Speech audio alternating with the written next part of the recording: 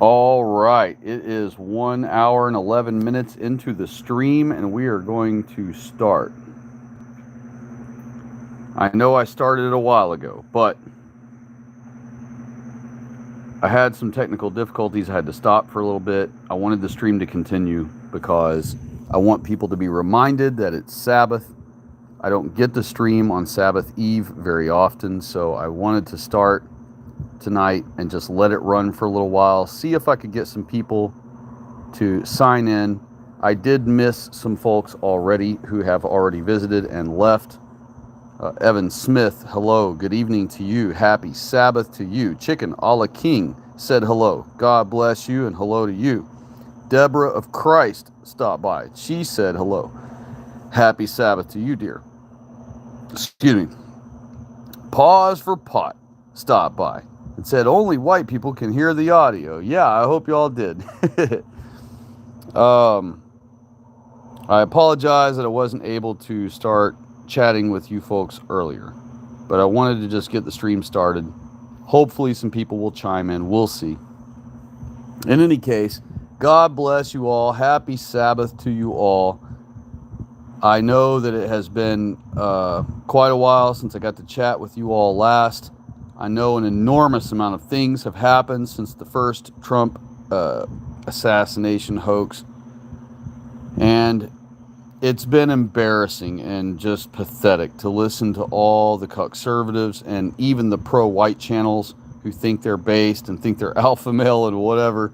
To listen to them all speculate about how this second attempt, it was, how it was impossible for this guy to know unless someone on the inside told him that Trump was going to be there that day. He wasn't even planned to be there and blah, blah, blah, blah, blah. They just can't put two and two together. Both supposed shooters were actors. Both of them were actors for the Jays. They're literally, the one dude, his story is that he builds shelters for FEMA. What do you think that means? You know what I mean? That means he sets up tents for invaders or something.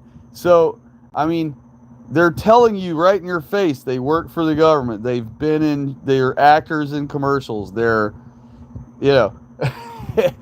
it couldn't be more obvious in people's face. And they sit here and speculate about, how did the guy know? One of Trump's team must have told him. Somebody's on the inside trying to get Trump killed, and all of it's a hoax. Trump is getting all of this extra hoo-ha. And let me explain another way that you know for a fact that the assassination attempts are both hoaxes. Because the leftist media, all the J-ish media, agrees that they were assassination attempts. Now, you know that they literally talk crap about Trump 24 hours a day. They talk about, because remember, Trump is the symbol of white people, whether he gives a crap about white people or not, which he does not, by the way. He doesn't give two shits about white people at all. He doesn't care about the browning of America. He doesn't care about the ruining of America. He will cuck every inch of land away that he doesn't own in his name to the non-whites. Promise you that. And he will do it. He did it during his 4 years he was in presidency, and he will do it again. So buckle up. And when you vote for it, don't be upset and act like you knew all along or like somebody's working against them. No. You voted for a dude that we already warned you is going to do all these things against white people. Okay, so when you support that and you vote for that, you're cheering on your own demise. Just know that. And so, of course, the immediate response I get is, oh, so what? We're supposed to vote for Kamala? No, I'm telling you, voting's been a hoax since 1913. That's what I'm telling you. Okay, and when you support the lesser of two evils, guess what you're doing? You're supporting evil. You're cheering on your own demise, which is stupid in every way. There's never a time when cheering on your own demise is a good thing. There's never a time when cheering on your own demise in a slower pace than cheering on your own demise at a faster pace is a good thing. Both sides are traveling to the left against white people. The left are openly, loudly honking horns and screaming and celebrating and traveling 140 miles an hour to the left against white people. And the conservatives are like, oh, we want to be killed legally. We want to be ruined legally. We want our countries destroyed legally. So they are moving to the left against white people at half speed, about 70 miles an hour. But they're still moving to the left against white people at all times. And Trump did the same thing all 4 years. He didn't work for white people at all. In fact, he did everything for non-whites. You hear him cheer and brag about, you hear all his cucks cheer while he brags about lowest black unemployment. Well, what about lowest white unemployment? The 99.99999% of your voter base. What about their unemployment rate being the lowest ever in the history of the country? Oh no, he'd never say that. He'll never care about white lowest white unemployment ever. No, he'll always worry about lowest Latino unemployment, lowest black unemployment, neither of which benefit white people or America in any way. It doesn't benefit you for a bunch of blacks to be working at American Airlines when you need to fly somewhere. It doesn't benefit you that a bunch of Puerto Ricans work at Popeye's Chicken when it should be your high school white kids working there. It doesn't benefit you when Asians are living here by the billions and have all these Chinese places for us to go and waste our money with them on their food, which, by the way, they've been caught cooking with sewer oil in their own country to serve their own people. So what do you think they'll serve you? It doesn't benefit white people to have Mexicans all over the construction sites taking up all white man's jobs. It doesn't benefit white people for any non-whites to be in our country. There is no benefit. And all we get from it is strife and racial accusations and grievances and complaining and leeching off of our system, stealing our money. $13 trillion have been spent on the blacks since 1965. Okay? What good has it done white people? It didn't do a single one of those white women who were raped and killed by a black. It didn't do any of them any good. Didn't do any of their families any good. You don't think ball team players or ball team owners wouldn't still be rich and making hand over fist money if it was nothing but white guys on every ball team? Of course they would. Every stadium would be packed all the time. Americana would still be being flown and displayed and cared about the most. And only. There would be no other anthem. There would be no kneeling. There would be no any of this racial blaming Whitey garbage. Because there'd be nothing but white people like it used to be. And so,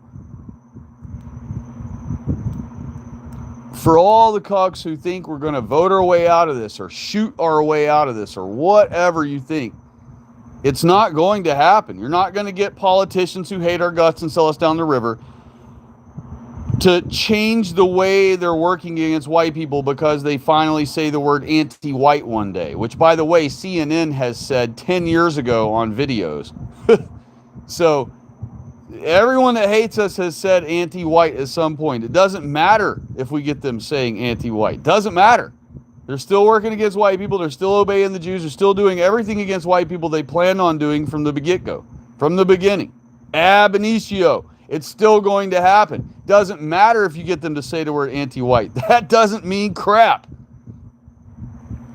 They'll say anti-white to you all the way to the freaking slaughterhouse and shove you right in and go anti-white as they wave at you and you get your head chopped off or whatever.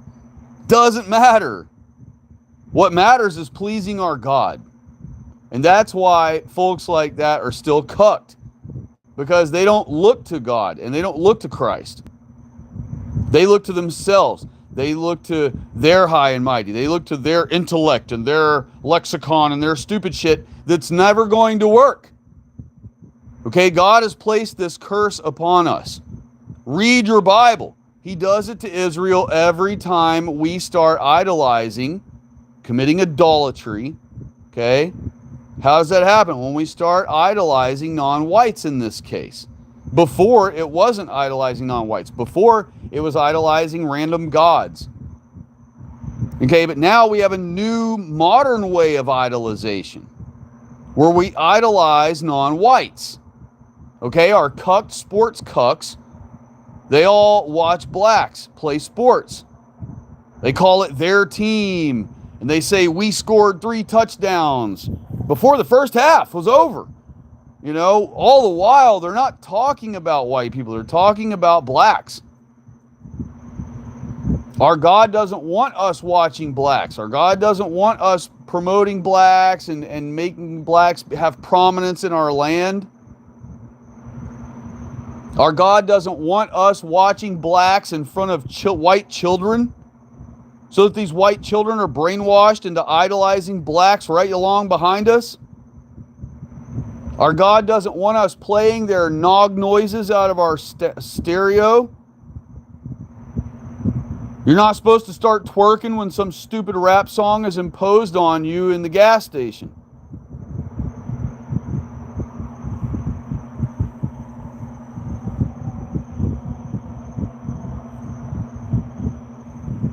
But this is Sabbath, and I don't want to lecture everybody on Sabbath necessarily. I'm just trying to go over a few things I've noticed, and I'm just trying to do a little bit of housekeeping before we get into celebrating Sabbath, talking about the positive things about our people in Sabbath that we need to always focus on Sabbath. But just to cover those quick few things that our people are lost in Neverland, trying to determine who's on the inside, giving away where Trump's going to be, how many times is Trump going to try to be assassinated, and all this crap. And all it is all along is they're just playing you. All right, then think about how the J-ish media always goes against Trump. To digress all the way back to that, we're going to circle back Jen Psaki style to that point. Okay, if the assassination attempt was real, the leftist media would all be calling it a hoax.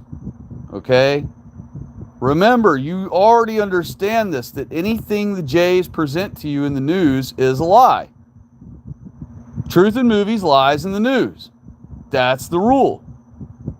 Okay, and that doesn't mean that all these fiction J-ish movies are truth.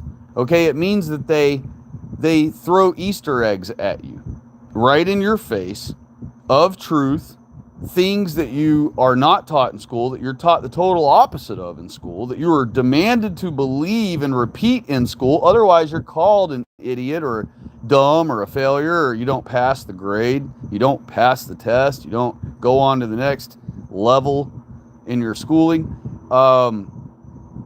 Those truths that are the exact opposite of what you were taught in school, billions of years, evolution, dinosaurs, outer space, it's all a hoax, it's all a Jewish hoax, and you're demanded by the Jays through our curriculum system, which they control, by the way, and publish all of the books for. They demand that you and your children repeat all of that nonsense, but they don't teach their children those things. They teach their children the truth. And the truth happens to be the exact opposite of everything you were taught in school. Okay? The same way, that's how the news operates. Whatever the news is telling you, you can pretty much say, okay, what is the news presenting to me here? Okay, what is the exact opposite of that the news is presenting? Okay, that's probably the truth. Whatever the exact opposite is of what the news is telling me is probably the truth. Okay, you see it all the time.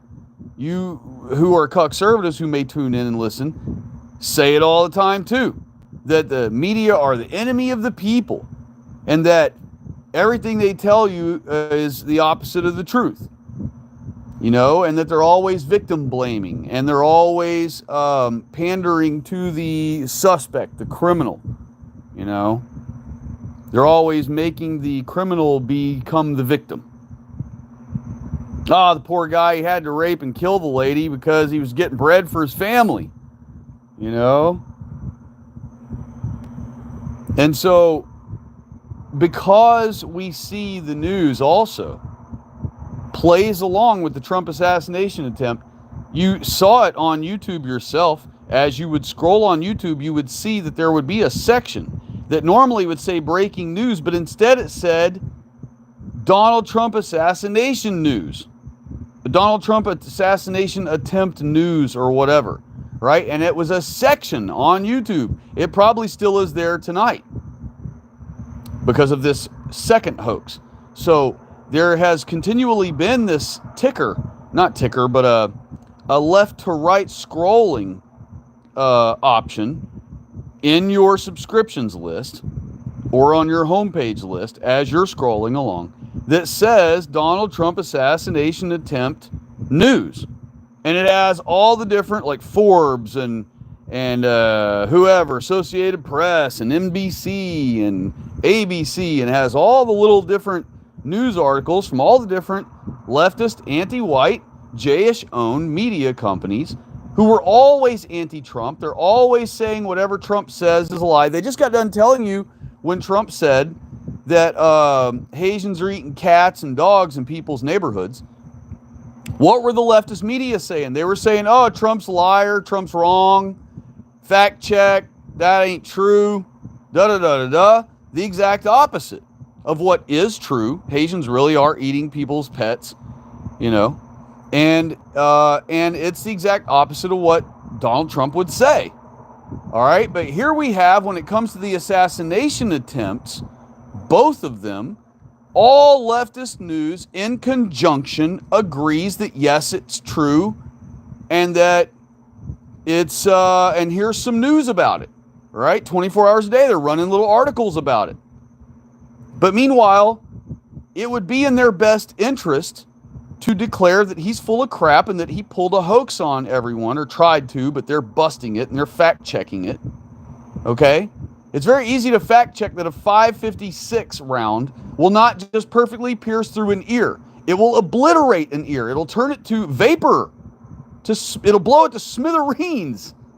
It will not pierce an ear like an ear piercing gun does, where you put a bandage over a little tiny slit in your ear and a few days later it's like it never happened, even though you're 74 or 5 years old.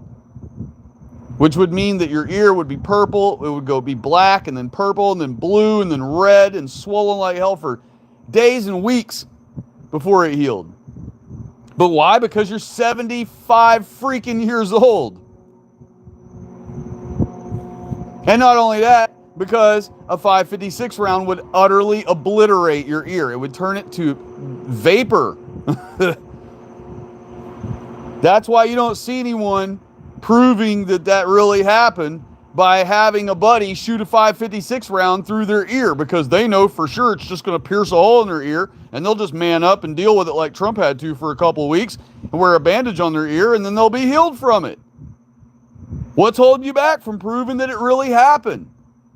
Because you know a .556 round would blow your ear to smithereens. You wouldn't have an ear. There would be no ear. You would just have a spot on the side of your head where there used to be an ear, and now there's just a hole in the side of your head, which is your ear canal, and there's no ear protruding from it. There's nothing there. That's what your ear would look like. Ugh, so frustrating.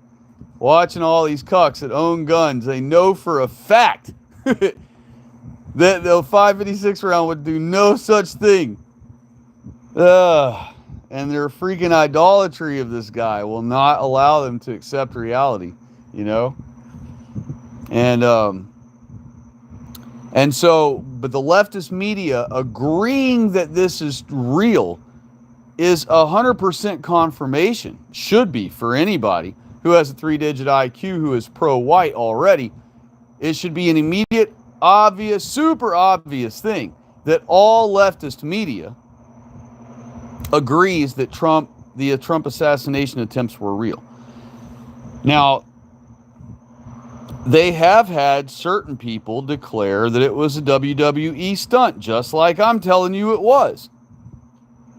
But who did they pick to give you the notice? Remember, Jays always tell you the truth, right? Who did they pick, though, to tell you the truth? The ones that the Trump supporters hate the most. Joy Reid and whatever that black version of her is with the bleach blonde hair, boy haircut. And Who else? A couple of other leftist kooks that, all Trump supporters regularly hate on, or not hate on, you know what I mean though, like make fun of, do memes about, stuff like that, debunk or make their own video replying or rebutting something one of them says on the Five or the View or whatever. Yeah, the View.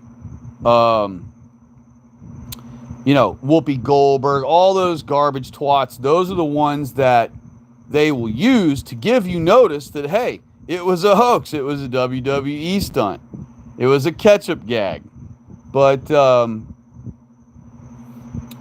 because the Trump supporters, and see, they pick those exact people because they know that Trump supporters would never in a billion years believe any of them. And because those exact ones are the ones who say it, that will make the Trump supporters never believe that. Even if all this evidence came out and everything else, they'll be like, there's no way I'm agreeing with Joy Reid when I made fun of her, a year and a half ago when she said that it was a hoax and I made fun of her. There's no way I'm going to go back on it now and agree with her. No way. And they won't say that out loud to themselves. It won't be on the forethought of their mind, but it will be in their mind. In the back of their mind, a little wheel will be spinning that they won't even be aware of probably, but it will be just subconsciously there that there's no way they're going to agree with these psycho lefties they spend all their time making fun of now that the evidence has come out that turns out they were right. And I mean, it could literally come to the point where Trump could get up on stage and he could say at the podium, listen, I pulled a hoax on y'all twice. My bad. I was doing anything by all means necessary to get you all to support me so that I could be the president. Now, of course, you don't win the presidency with votes, so none of that would be true. None of that would ever happen. Trump would never do any of that or apologize or admit any of that. But I'm just saying that if voting was real and if he really was trying to win votes and he really did have a change of heart and wanted to apologize later and admitted to everyone that he pulled that whole thing off as a hoax, all right, as a publicity stunt to win more, fame and sympathy and whatever votes, they still would refuse to accept and believe it. They would. They wouldn't even believe Trump if he told them himself. That's how pathetic the idolatry level is of the Trump supporters. That even if Trump said himself, look, my bad, I apologize. We needed to win it. We needed to win big. I had to do it. And, not only did I need to do it, but ended up being the best hoax ever in the history of the country. The very best. We pull the best hoaxes. It had you all fooled. I know it did. Sorry about that, but we had to win it. We had to win it. That's the kind of thing he could say, and the Trump supporters would still go, nah, dude, nah. He's just, somebody's got him blackmailed. Somebody's blackmailed him. They got him in a situation where he's having to say that, but that's not true. He's just being forced to say it. Somebody's probably got one of his kids held for ransom or something in Guatemala. Yeah, that's what it is. Q predicted it. Yeah. Barron's being held up in Guatemala, and he's being held by these gangsters, and Trump's having to say all that, just to get his kid back. That's what it is. I mean, literally, they would just come up with some ridiculous story to fend off the fact that Trump just got done telling them that he pulled the whole thing as a hoax on them. That's how bad they are.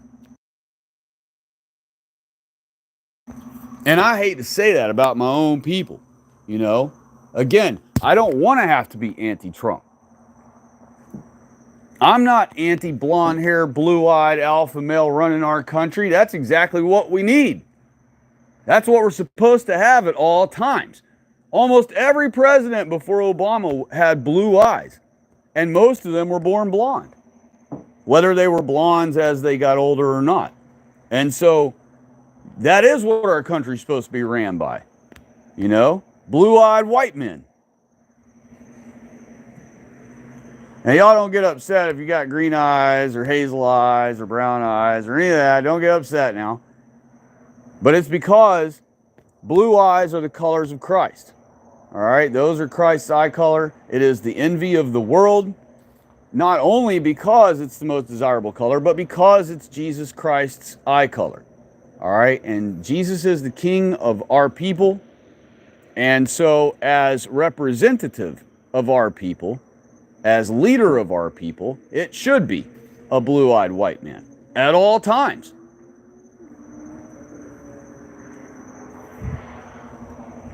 And some people would hate on that or disagree or whatever, but the bottom line is that is, if you think about it that way, that we're supposed to be the representative of our people, as close to, representing ourselves as best as possible to Christ.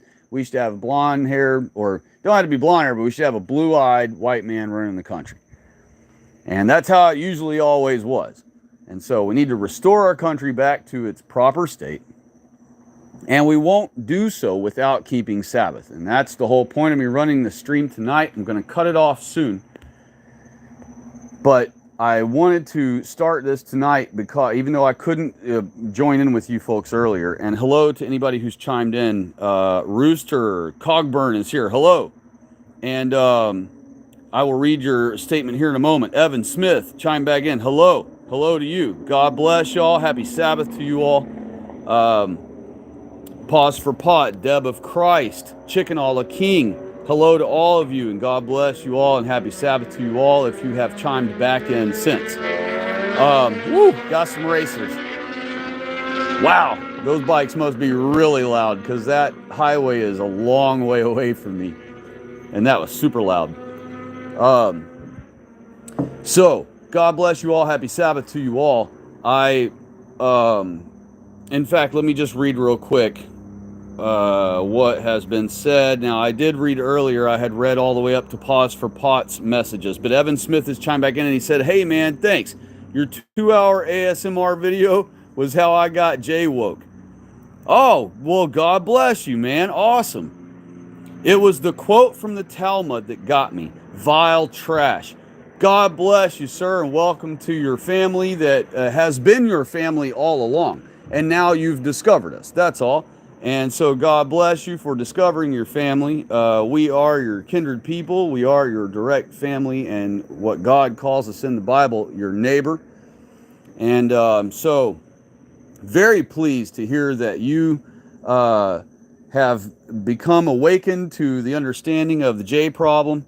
And, our Bible is not only just a story about our history and our family lineage, but it is also a warning book. It is warning us how the Jays cause us to destroy our own selves, and because they can't defeat us face to face, mano a mano, they cannot do so.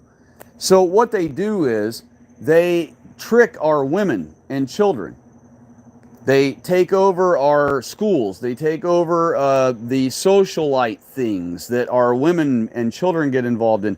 And they teach them, I don't like using the word groom, they brainwash them and brain dirty them, if you will, into all these anti-white ideologies to work against their family, work against our God, work against everything that is what they call our norms. All right, that means proper and correct.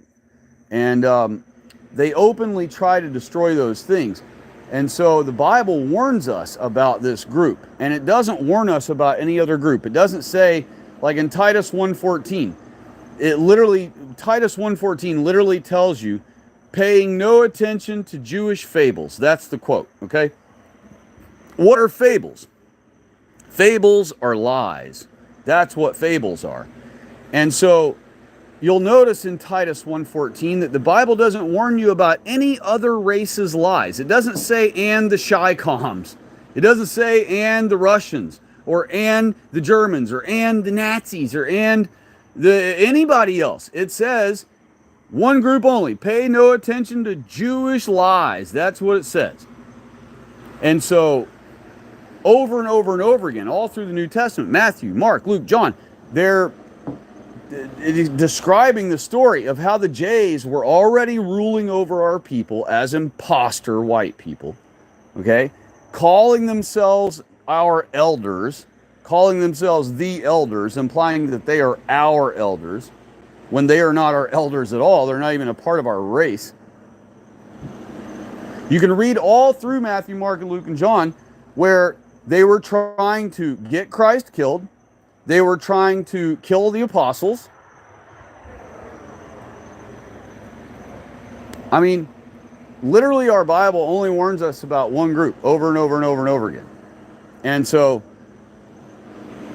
you know, it's frustrating when we try to explain to the conservatives, you know, hey, you're standing with and supporting this group that openly hates our guts, you know, openly hates our guts. Literally has it during congressional sessions, they say stuff like they need to eliminate white people, that they need to decrease the population, and they're never talking about Jews. They're always talking about white people when they say decreasing the population.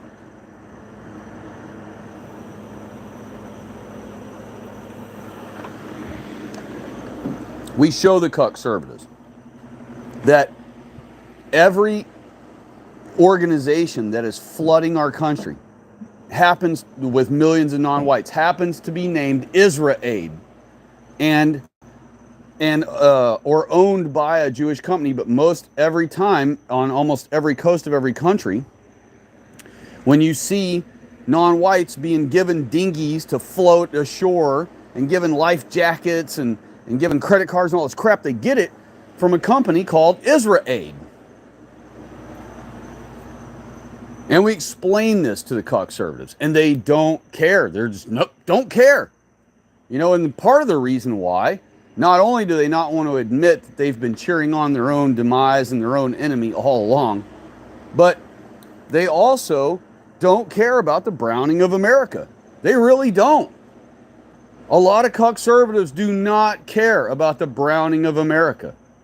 As pathetic and suicidal and sickening and stupid and idiotic and foolish as it is, they welcome them. Oh man, they love watching blacks chase a ball around. Tickles them to death. You know? They can't understand for some reason that it's causing the elimination of white people. They don't care that white women every day are being attacked and killed and raped all over the place by non-whites. They don't care. They'll hire Jorge tomorrow. They don't care. And this is why they will never admit that even if Trump came out and told them, hey, I pulled a slick one on you guys a couple times, my bad, but I needed to do it, needed the fame, needed the votes, blah, blah, blah. Even if he came out and admitted it, they would be like, nope, it was real. That's how delusional of a world they live in. So it's very, very difficult for us to snap even what people consider themselves to be right-wingers. It's almost easier to snap a leftist out of their stupor than it is to snap a conservative out of his stupor, because a conservative thinks he's already snapped himself out of the leftism, so he thinks he's already awakened to the truth. And they worry about all this stupid crap, like every little distraction thing that comes along, which are just holes in the vessel, by the way. We're on a big vessel, we're out in the ocean, and there's this little Jewish boat a few hundred yards away off our starboard side, and they're shooting holes in our boat. And what do our conservatives do? Our conservatives go down in the hole and they point at and make videos about every hole that appears in the hole. Ha, look at this hole. Ha, look at this hole. And they do a whole video about it, and they make their shekels about it. Buy my merch, buy my mug, buy my t-shirt, become a member.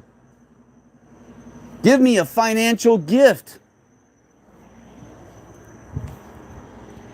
But is it doing us any good? No. We're getting more and more holes in the hull of our boat. Our boat is taking on more and more and more water. We are sinking more and more and faster and faster. Our lifeboats are already ejected off the sides of the vessel. And now they're shooting holes in the lifeboats. And we try to load our women and children on them, and the lifeboat sinks. There goes a whole bunch of women and children of ours. The vessel's still going down. And then you have certain allegedly pro-white channels, which I believe he truly is, but then you have channels that say, no, you can never point out that little Jewish boat out there shooting at us. Do not point out that boat. It's not their fault. You can't blame them. All we need to worry about is our own self. All we need to worry about is what we think about ourselves and how we express ourselves to the world and blah, blah, blah, blah, blah. All the while, that doesn't address the little Jewish boat shooting holes in our boat. And he will say, how dare you point out the little Jewish boat? He'll point out the Jewish boat. He points it out in every video, I guess. But it's okay for him to point it out because he points it out in a mature way. So it's mature if he points it out. But if you point it out, oh, well, you're just multi-culty, blame everything on the Jews guy. Well, who's working against us? Not China. China is busy making all the crap we want. Everybody's worried about shy comms. All these Alex Jones cucks are worried about China, China, China. China's one of the distractions to keep you from blaming the Jews. What China guy has ever been over here and attacked and raped white women? It's happened like one time in 100 years. One Chinese guy ever. Meanwhile, blacks outdo the Chinese in that sport of raping and attacking our women. They outdo the Chinese in 5 seconds. As a matter of fact, since I started the stream, the blacks have already quadrupled them.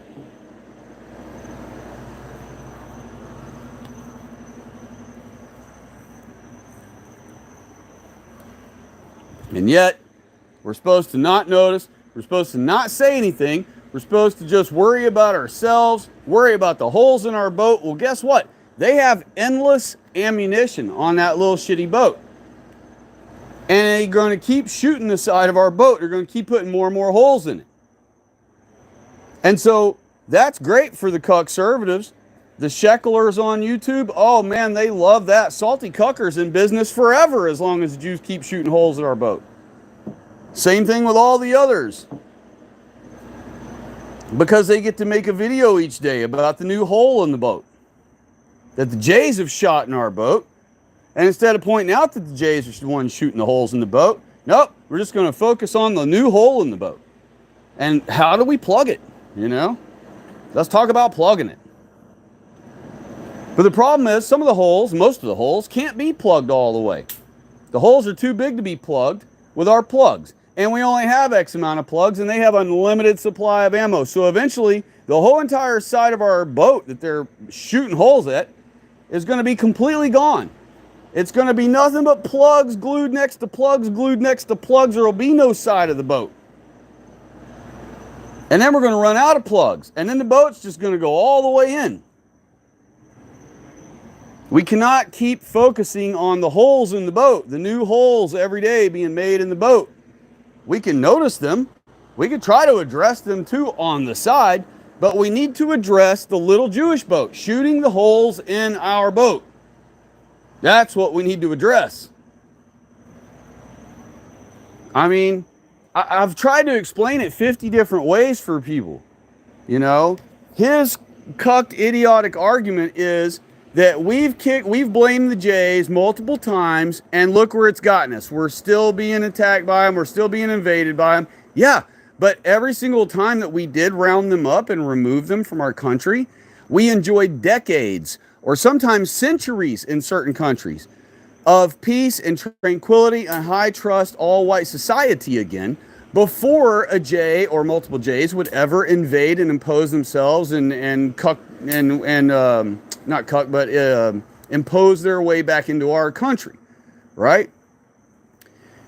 Sometimes we would enjoy entire generations of peace and tranquility and high trust society, first world living, all white country living, before the Jays would ever manage to re-infiltrate us Okay, so every one of those times we've rounded them up and gotten rid of them, we did yield a massive net positive. We produced millions of white children again, started having baby booms again, and started entire new civilizations, entire new kingdoms, entire new castles and fortresses, and armies were built, empires were built. We had peace and tranquility in places where it didn't exist while they were there. And his argument is, oh, but we keep kicking them out and they keep coming back, so there's no point in doing that. That's insanity, doing the same thing over and over and expecting a different result, right? And so he thinks he's so smart because he's got that little thing figured out. But guess what? We get dirty every day. Every day you get dirty. Every day you're going to end up stinking by the end of the day. No need in taking a shower then. That would be insanity. Because guess what? You're just going to get dirty all over again the next day. You're just going to stink the next day again. So why bother taking a shower? It's a huge waste of time. You go through all this effort to soap yourself down all over, take all your clothes off first, get in the shower, get the water just right. You go through all this effort to shower yourself off, only to be dirty and stink again the next day. So how insane is that you keep doing the same thing every day expecting a different result? But we don't. Instead, we do the same thing every day and then we enjoy the expected result, which is we're nice and clean and fresh for a nice long period of the day before we finally start getting sweaty or smelly or whatever our issue is physically after working all day. The same thing when you round up and remove the parasite from your country that's ruining your country on purpose, going out of their way to try to kill off as many of your people as possible and destroy every facet of your country as possible. Everything from your sports to your favorite drinks to your favorite entertainment things to your own church, which is more important than all that garbage. Your faith, your everything, your children, your women.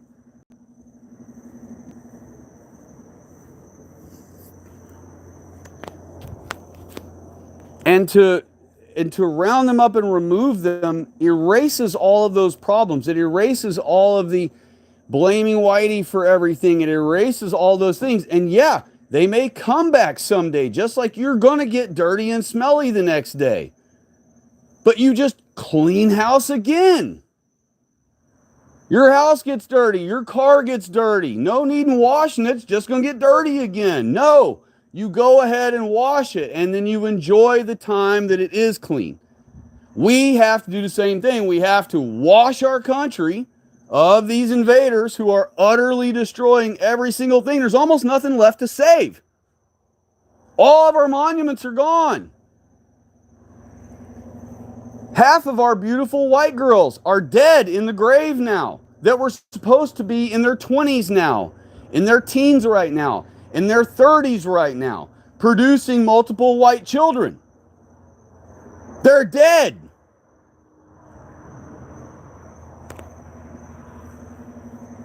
Raped and killed by non-whites that Jews brought here against your will. And we're not supposed to notice, we're not supposed to say anything, we're not supposed to ever do anything to them about it? Nonsense. Utter nonsense. Of course we're supposed to wash our country, just like we bathe ourselves, just like we wash our car, just like we wash our dishes, bathe our animals. We got to bathe our country once in a while. Get the fleas out of it.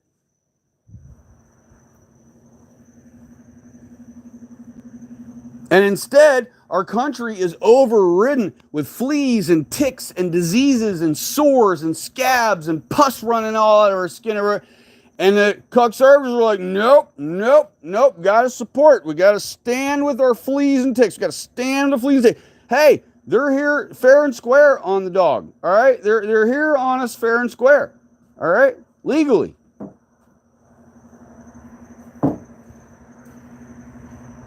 They really don't care. They'll hire the non-white instead of you. They'll side with the non-white against you.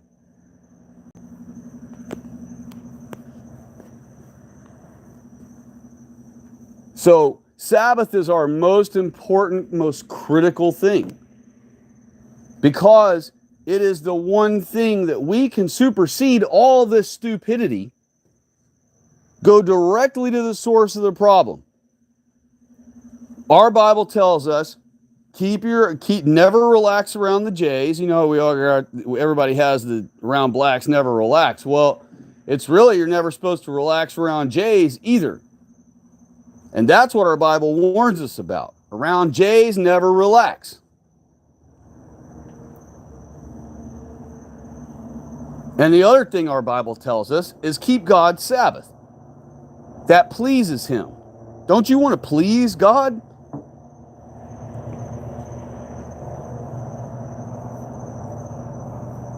I mean, think about it. Do you want to just make it into heaven? Do you want God and the 24 elders sitting there reviewing you on that great day of judgment? Do you want Christ to be standing there going, well, Lord, yeah, you know, I get it. He did, you know, thank non-whites 10,641 times, and he only thanked you and I 411 times in his mortal life. And yeah, I mean, he spent 48,605 hours watching blacks chase a ball around, and he only spent 46 hours praying to us in his mortal life, talking with us, hanging out with us. He spent, let's see here, he spent 1,904 Sabbaths stepping on them, ignoring them, watching Afro ball all day. And he didn't keep any Sabbaths. And so, I mean, and then at the end of it all, the 24 elders are like, well, it's a no for us, but whatever y'all say, Christ and God. And then Christ says, well, I died for him too. They're white, you know. I say, let's let him in anyway. God says, fine, since you say so, we'll let him in. And that's how you want to get into heaven? Not me. I want the room to be excited when I step in. I want the 24 elders to all start talking. Oh, there he comes. I want Christ to have a huge smile on his face and go, this one's going to be an easy one. And tell God that. This one's going to be easy, Father.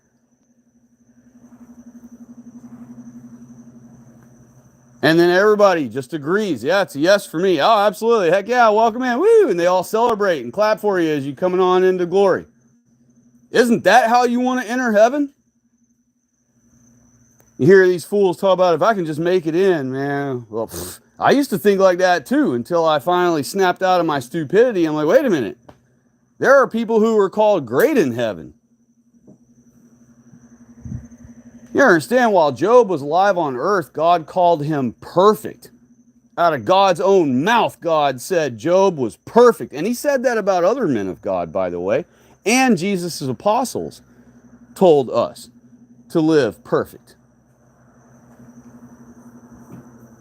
You know, a lot of people misconstrue and misunderstand what the word perfect means. To you, the word perfect might mean never makes an error, you know, never slips and falls, never is easily duped by, or never duped by anything. Never said a bad word to anyone, never been mean to anything. Those are the ways you think of as perfect. But the difference is God has his own determination of what perfect means. And it doesn't matter what we think the word perfect means. If God says someone is perfect out of his own mouth, that's it. That person is perfect. And it doesn't matter if you don't think they are in your own personal opinion. The person is perfect because God himself has already said he was perfect. So it doesn't make a crap what your opinion is about that person or God's declaration of that person.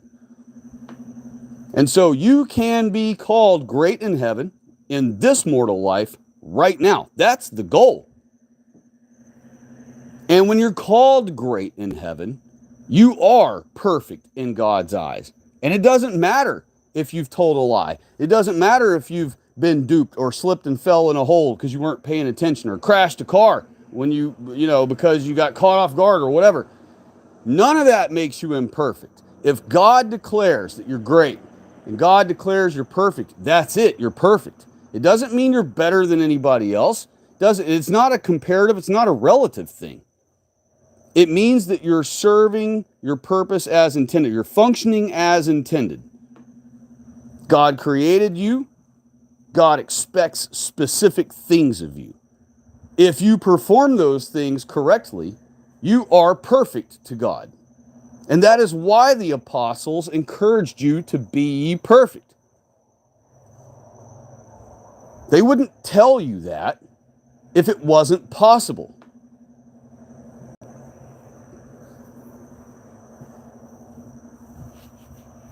God called Job and other men of the Bible perfect, but Job is the highlighted one.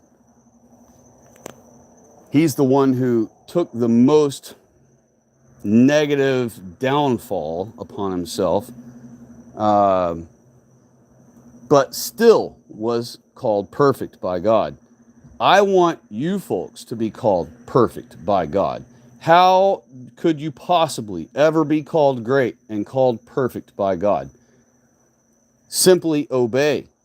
That's what his whole thing is obey. He gave you 10 commandments. He gave you additional civil laws through Moses. Obey the laws. You don't have to obey all Moses' laws. The Moses' laws applied to the men and women at the time when God was trying to uncuck Israel. Well, we're cucked again, so it would be nice to reestablish Moses' law, perhaps. But in these modern times, at post Christ's sacrifice, the law that we were under with Moses' law and all those things, some of it has been put aside by God, like the rites, the different things, ceremonies and stuff, because those were typifying the arrival of Christ someday, which came. But there are other laws that God gave us besides the 10 commandments that are still applicable today. And in fact, if we still obeyed the Moses laws, our people and our world would operate much better, especially when it comes to the civil things of like theft and doing people wrong, whether by accident or on purpose.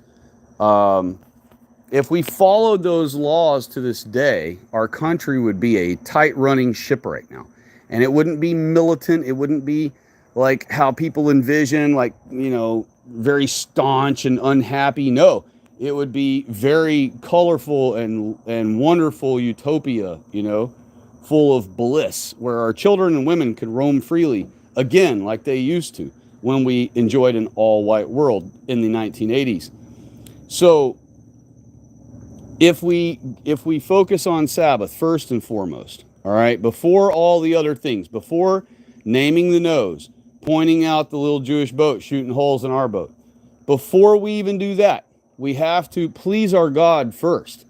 We don't please our God by acknowledging who the enemy is that he gave us in his word and warned us about. Instead, we please our God by obeying him. The fourth commandment is part of that. It is a commandment. But it's a commandment because it's a gift. And it is a huge gift.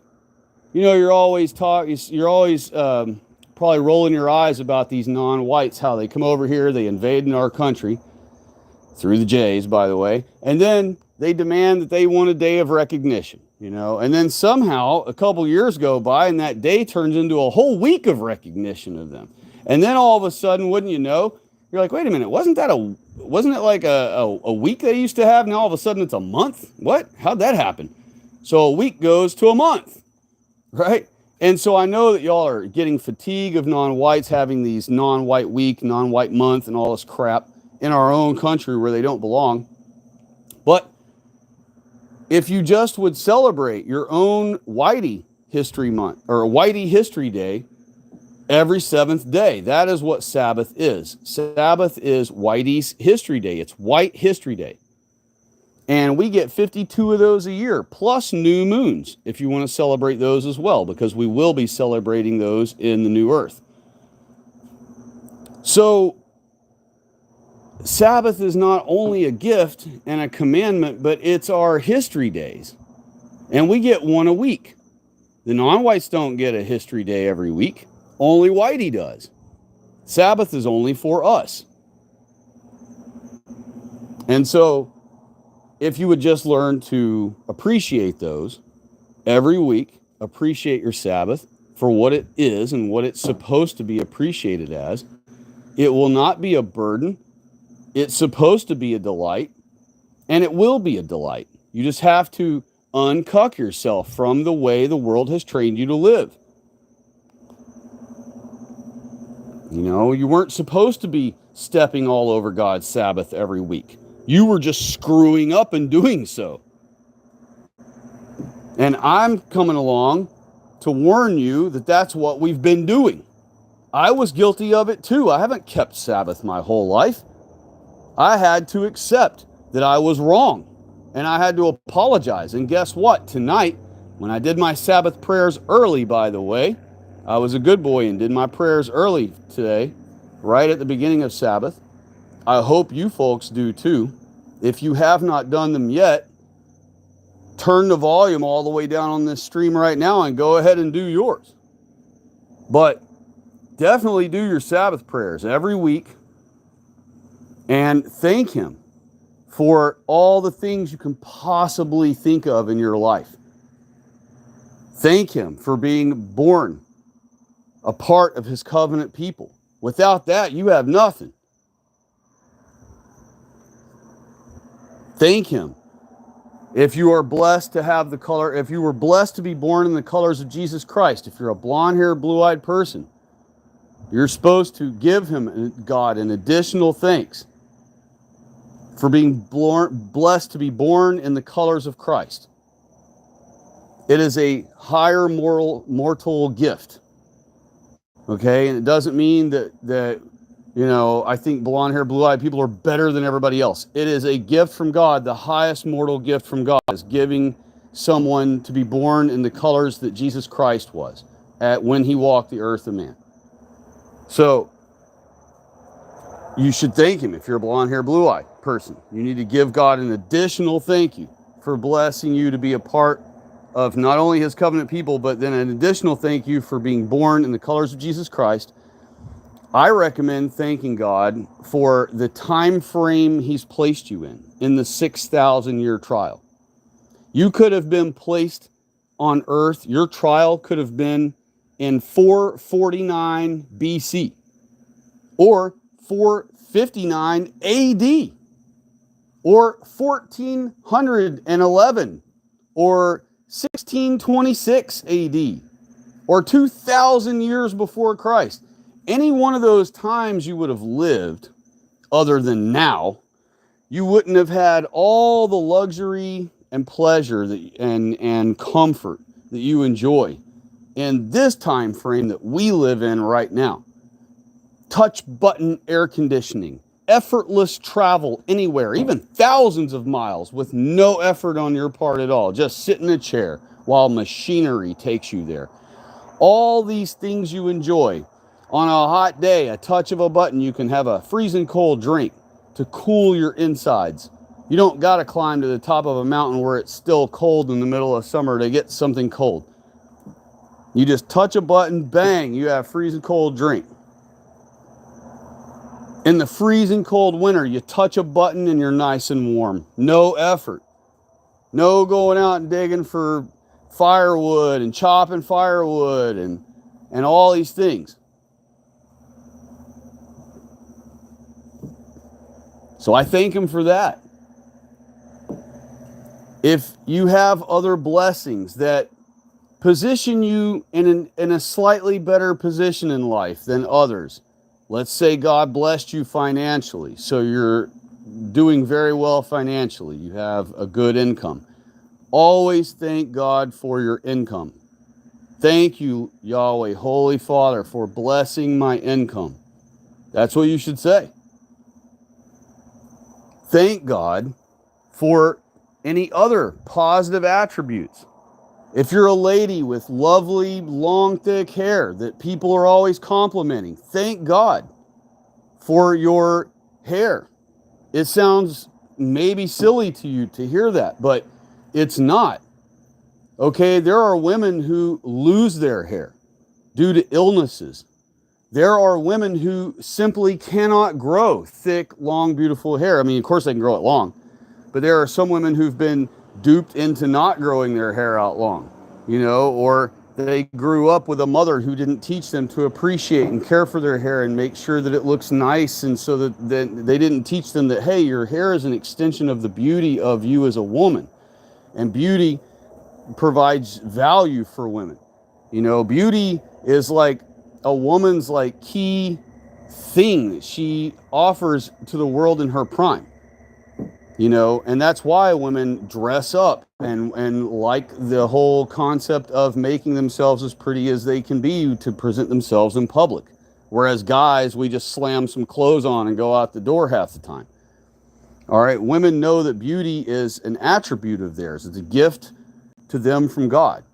And so you should be grateful for that. If you're attractive, if you're more attractive than the average girl, not in your own opinion, but if you just happen to notice that everywhere you go, all the guys are hitting on you and never hitting on your friends, you need to thank God for that.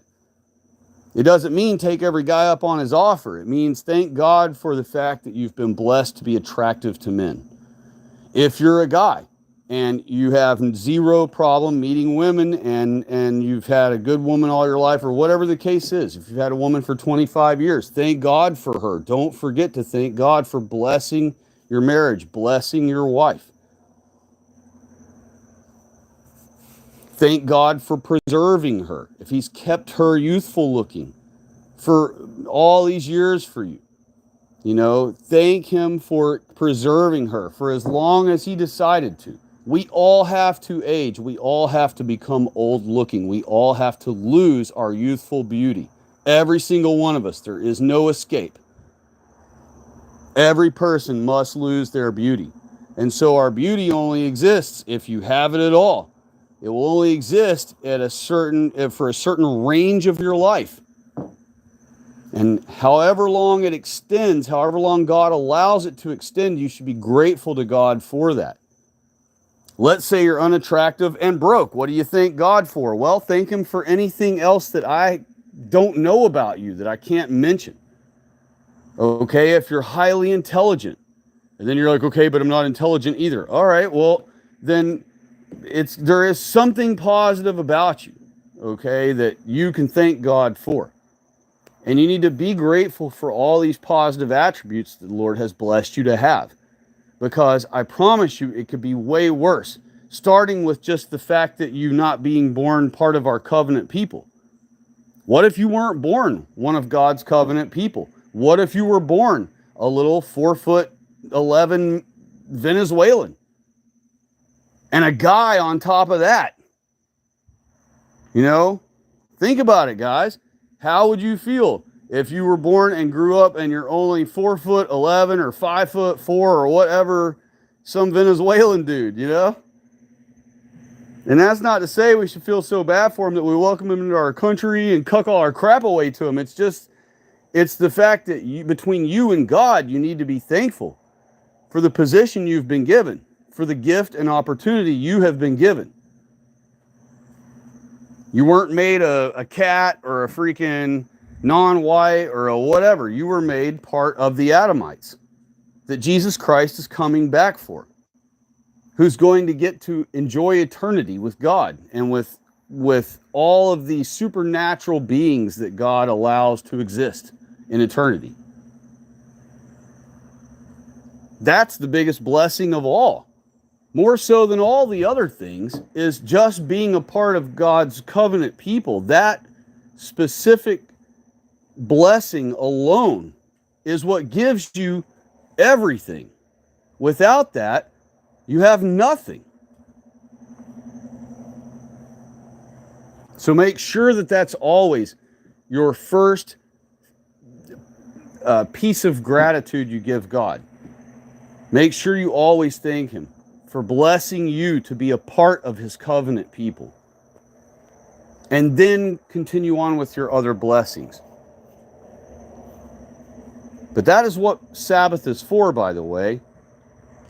After all, if you were to thank God for every single thing itemized before each meal, and I hope you pray over each meal before you eat, but if you were to do a Sabbath prayer over each meal, well, gosh, you would be there 2 hours perhaps before you could start eating. God understands this. So Sabbath prayers are supposed to be longer and special and more itemized and more detailed and more thoughtful to God than all the prayers you do throughout the rest of the week. So when you pray over your meal, you just thank God for the blessing you to have food to eat. However you want to word that. I like to say thank you. After I always first say thank you for blessing me to be a part of your covenant people. And I also always second it with thanking him for blessing me to be made in the colors of Jesus Christ. Then I thank him thirdly for all the truth he's revealed to me so that I'm not lost. Then I thank him for my food. You don't have to do all that if you don't want. It's what I want to do. I want to be called great in heaven. Okay? I want God to look down at me and say he's perfect. And so that is why I care enough to thank him for those things first in all of my prayers, even my food prayers. But I do pray before my meals, and you should too, because A, it's giving gratefulness to God. That's first and foremost. But two, because if you only saw who's making your food behind that wall, you'd know you better be praying over it. So I hope that I realize that I don't get to talk with you folks that often. I realize I haven't started making videos again. I will get to it eventually, even though I keep saying that and I haven't started yet. I will. It's a long story why I haven't started doing videos again yet, but I will. And in the meantime, the streams have been convenient for me to be able to interact with you folks. I did want to cut this stream off at 2 hours. It's 2 hours, 18 minutes right now. I'm going to go a few more minutes here and say hello. But then I've got to I got to go because I want to shut down at a decent time tonight. I'm going to get up early tomorrow and fellowship with some people. And so I want to be able to get my whole night and be able to get up early and get myself ready and everything. But my apologies for anybody who chimed in the first hour and didn't hear anything yet. And hopefully you folks have stopped back by and said hello again. Let me read the chat here real quick. I apologize for any of you who've been waiting all this time for me to read what you folks have said. I'm going to start at Pause for Pot. He said only white people can hear the audio. He mentioned that earlier when the audio was still off. And I like that comment very much. I'm glad he put that. Evan Smith said, hey, man, thanks. You're too... Oh, yeah. That's right. I read Evan Smith, and that's what started me on this whole rant against the Jays. Rooster Cogburn, apologize for your wait. Hello to you. God bless, and happy Sabbath to you. And he said, you didn't like the movie Script? The forklift leaking the fluid and the forks coming down was cool. I don't know about it. I don't compute that. You'll have to explain. I apologize. Evan Smith said, whites are the only ones with true empathy, and the Jays manipulate the aspect of us to destroy our race and countries with these savages. That's exactly right, sir. That is exactly the situation. Our politeness, our cuckery. We basically, and I've explained this in another stream, and I'll just glance over it real quick again, or gloss over it again real quick. White people are very tickled to help animals, okay, of all types. You see people all the time saving animals. It's always white people saving animals, get stuck in a fence or stuck in a ditch or stuck in a flood or stuck in a river. Here comes some white people to save them. And nowadays, some non-whites have finally started seeing all these videos of white people saving animals. And so now you see these non-whites making videos. They probably throw the animal in the river and then video themselves getting it out just so they can try to act like white people. But, or, you know, present themselves on video like, oh, look, we do it too. We do it too. No, you don't. We see your countries. We go to your countries and visit, and we've seen how y'all live and how y'all treat animals. And sometimes maybe, yeah, there might be one here and there that saves a critter, but most of the time they'd just be like, oh, bummer, you know, and go on about their day. Whereas white people, 5 of them will dive in the river to try to save some freaking dangerous animal or whatever that could kill them. And so, you know, white people, because we have this, we're totally cucked about animals. I mean, look at YouTube. It's full of cat videos and dog videos, and that's all white people posting all that, you know? And so white people are so big into winning over the hearts of animals, lesser creatures, that they've kind of also, they do the same thing with non-whites. You know, they interact with non-whites just like they would a kitty cat or an abandoned puppy. They oh, you poor little thing, and oh, what can I do to help? You know, and oh, I feel so good about myself because look, we got this nog some clothes, you know, and whatever their thing is that they did for non-whites or whatever, they do so to make themselves feel better and to make themselves feel like they've won over the heart of this other critter, you know. And because the Jays recognize that our people are into that, and you know, they recognize that phenomenon.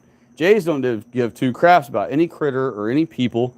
They only care about themselves. They barely care about each other, but they only care about themselves and each other. And so they don't care about any critter or any people. And so they recognize right away the cuckery of white people when it comes to animals. And so they knew that if they imposed non-whites on us, that white people would you know, pander to them just like we do to other critters, especially our women would. And so that's why, you know, in the 80s, I don't know, a lot of you who chime in may not have lived in the 80s, but if you were alive in the 80s, you'd remember that we used to have these long infomercials during our favorite TV shows where this blonde-haired, blue-eyed Sally Southers, or whatever her name was, would get on the screen and start bawling her mascara down her face, saying, please send, you know, 29 cents a month, you know, to feed this starving little African kid. And they'd show some picture on the screen of some random black kid that they said, hey, you know, stand right there and look sad, you know, and they took a picture of him. And they'd be like, for just 29 cents a month, you'll get pictures and letters of this little kid in Africa. And meanwhile, why didn't we have, you know, 30-minute long infomercials of some blonde-haired, blue-eyed white lady crying for our homeless veterans or our broke white people? Our poor white women who had children but didn't have much help. You know, what our homeless white people who aren't druggies but just lost their, you know, their job and their business and whatever, and lost everything and lost their wife, and now they're just homeless, down on their luck. What about infomercials for them? No, instead it was just crying over these blacks. That the only way we would even see blacks in the 80s was watching National Geographic on TV, or like Mutual of Omaha. That was like the only way we even saw blacks. And the only other way we saw blacks was when Sally Southers would get on there crying for us to donate 29 cents a month to Africa. So that's how they started the cuckery on us, you know. They realized by imposing blacks on us in the 60s that we rejected it and resisted it, and we fought against it. And so they thought, instead, we need to convince them through their women, we need to tug on their heartstrings and dupe them into being the ones who welcome and want to help the blacks. And so that's why they started all the telethons and the campaigns and the We Are the World and all this crap they used to do with Coca-Cola and all this. Man, all them major corporations have been selling white people down the river since the 70s, y'all. But it really ramped up in the 80s. And, you know, I always talk about how the 80s was our last peak year of white people, and it was because up until 1990, they hadn't started flooding our country with millions of non-whites yet. But in 1990, that's when that began. And so, and also that's the year that in 1990 is when they also imposed school busing again. They had stopped it for almost a decade in a lot of places. But in 1990, they re-established it and almost nationwide. There were probably some places that didn't, some states that didn't follow it or didn't have the means, so they didn't, or whatever. But most places across the country, starting in 1990, they started doing the forced busing, where they forced white kids to be bused clear across town, super far away from the school that they could just walk 5 minutes to from their house. And instead, they had to be bused 20 miles away to some Nogtown school and get beat up and attacked all day in that school by the blacks. And then they took a whole bunch of the blacks from that school and bused them 20 miles over to the white kid's school that he could have walked to school in 5 minutes from his door. And so once they began that in 1990, that became the true downturn of America, because not only did they do that, they also began flooding our country with millions of non-white invaders every day. You know, you hear about, ever since the last couple years, or ever since Biden's been in office, you've been hearing about all these plane loads of non-whites being flown into the airports at night and all this crap, and taken into these secret rooms where there's no cameras, and they've got U.S. Border Patrol or U.S. Army Rangers or U.S. Marshals or whoever guarding these invader aliens, right? These non-white invaders, protecting them in these secret rooms, concealing their existence, concealing their identity, concealing the fact that they're smuggling them into our country. You've been watching and talking about it for the last 4 years with Biden, but the bottom line is that's been going on since 1990.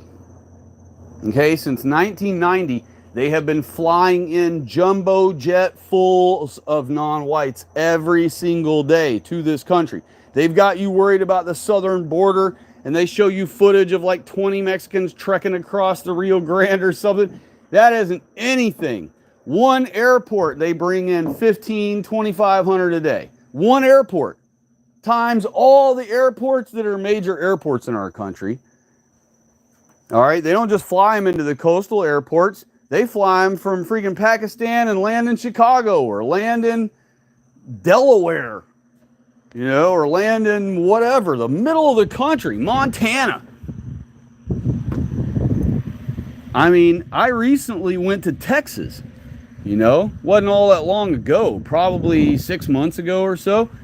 And it was crawling with Dot Indians. There were so many Dot Indians there, I literally thought that I was in India.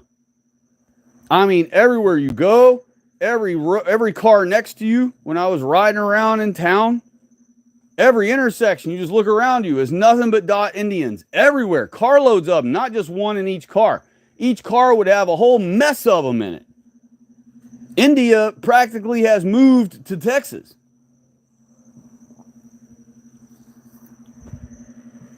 And any major city you go in, you can't get a white cab driver. You can forget about that. There's no such thing as that. And what's crazy is, and the hilarious irony is, that you know how in Springfield, Ohio, they've been talking about and complaining about all these Haitians crashing into people's houses and crashing into buildings and stuff like that, and that they don't know how to drive at all.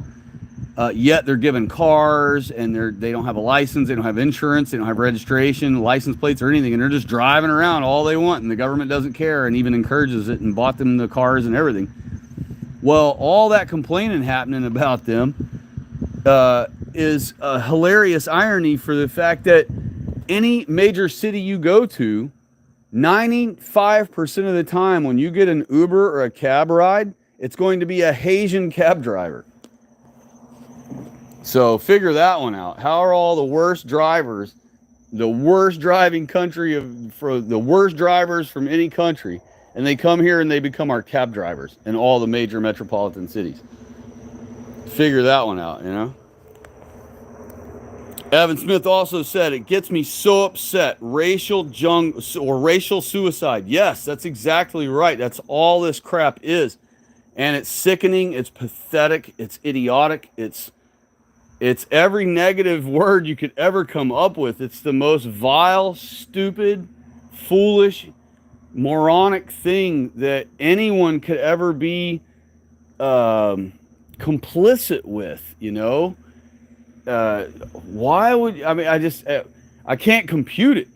I mean, if you're that suicidal, why don't you just kill yourself? You know what I mean? Instead of being okay with the erasure of all white people of your race, why not just kill yourself? If you're that suicidal, if you really don't give a crap about white people existing, well, then get rid of your white self. And I'm not talking to any of you listeners here. I'm meaning metaphorically, or as though I'm talking to one of those types. You know, why don't they just off their own white self? And I don't want them to. I'm just saying, because I don't want to see any white person die. But what I mean is, you know, they're so suicidal with our people, just like how you always hear the cucks say, oh, socialists are so generous with your money. Well, that's what these cucks are being. They're being very generous with our whole race, with our entire country, with all of our children and grandchildren. They're basically going, heck yeah, blacks, go ahead and rape all of this guy's white girls' kids you want. You know, go ahead and rape them and kill them. As long as you're not raping and killing my kid, you can rape and kill this other white guy's kids. As long as it ain't my family it happens to, then cool. I'll still be able to get up and go to work the next day, and it's all good. You know, just don't do it to me. But, oh, you did it to this white guy down the street here? Oh, thoughts and prayers for him.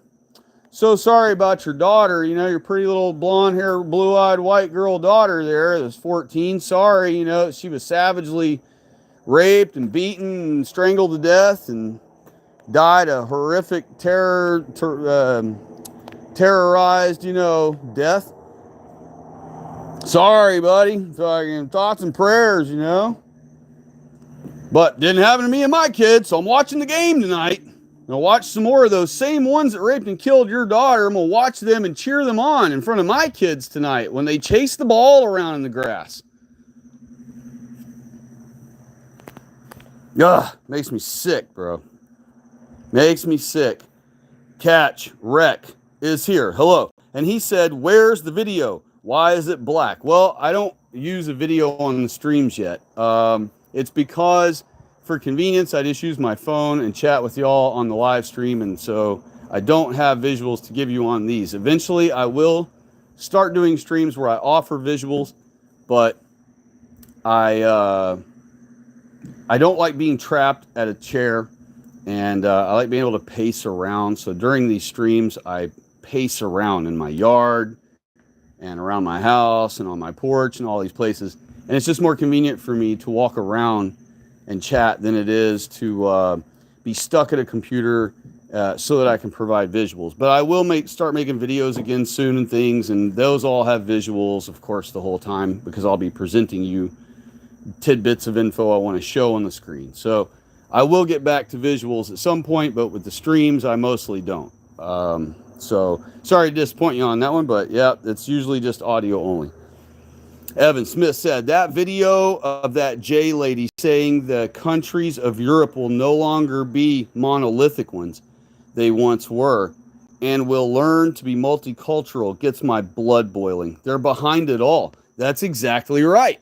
And that's Barbara Lerner Specter or whatever. I can't remember which arrangement those two last names of hers are there, but yeah, and of course she's just a J, you know, just like you said. And of course they pose as white people, and sometimes they will even say at the beginning of their whole accusation against white people, they will start their whole thing off by saying, as a white person myself, blah, blah, blah, blah. We need to give all our money to the blacks. We need to cuck our country away to the non-whites. They'll say all those things, but they'll start it off saying, as a white person myself, or as a white woman myself. Right? And that is how they have duped so many of our white people, is a white person who thinks they've got a good heart, women are really worried about having a good heart, being good people. And, some guys are worried about that too, but it's mostly a woman thing. Women should be concerned about, several things: nurturing, being good people, like good hearted, and beauty. That's one of their attributes. So they should worry about those things. And as beauty wanes, then you just don't worry about that anymore, because that's not a part of the phase of life you're supposed to worry about that anymore. Instead, you worry about being a good woman and, being good to God. And men, as they phase out of those things, they have to do the same thing. They have to worry about being a good man for God. And, as you go into older age, there's literally, that's why getting old sucks, because there isn't a positive benefit to growing old. You know what I mean? So you have to live in the moment now. You have to, while there's still time, do the things you need to do the things that need to be done, need to be said. Part of the reason I do this channel is because someday I may lose the ability to speak, or I may die. I will die someday. You know what I mean? But it could be unexpected. What if I was killed tomorrow or 2 weeks from now? God forbid, whatever. Will I have done what I needed to do in this life? Will I have warned people? Will I have spread the gospel best I can?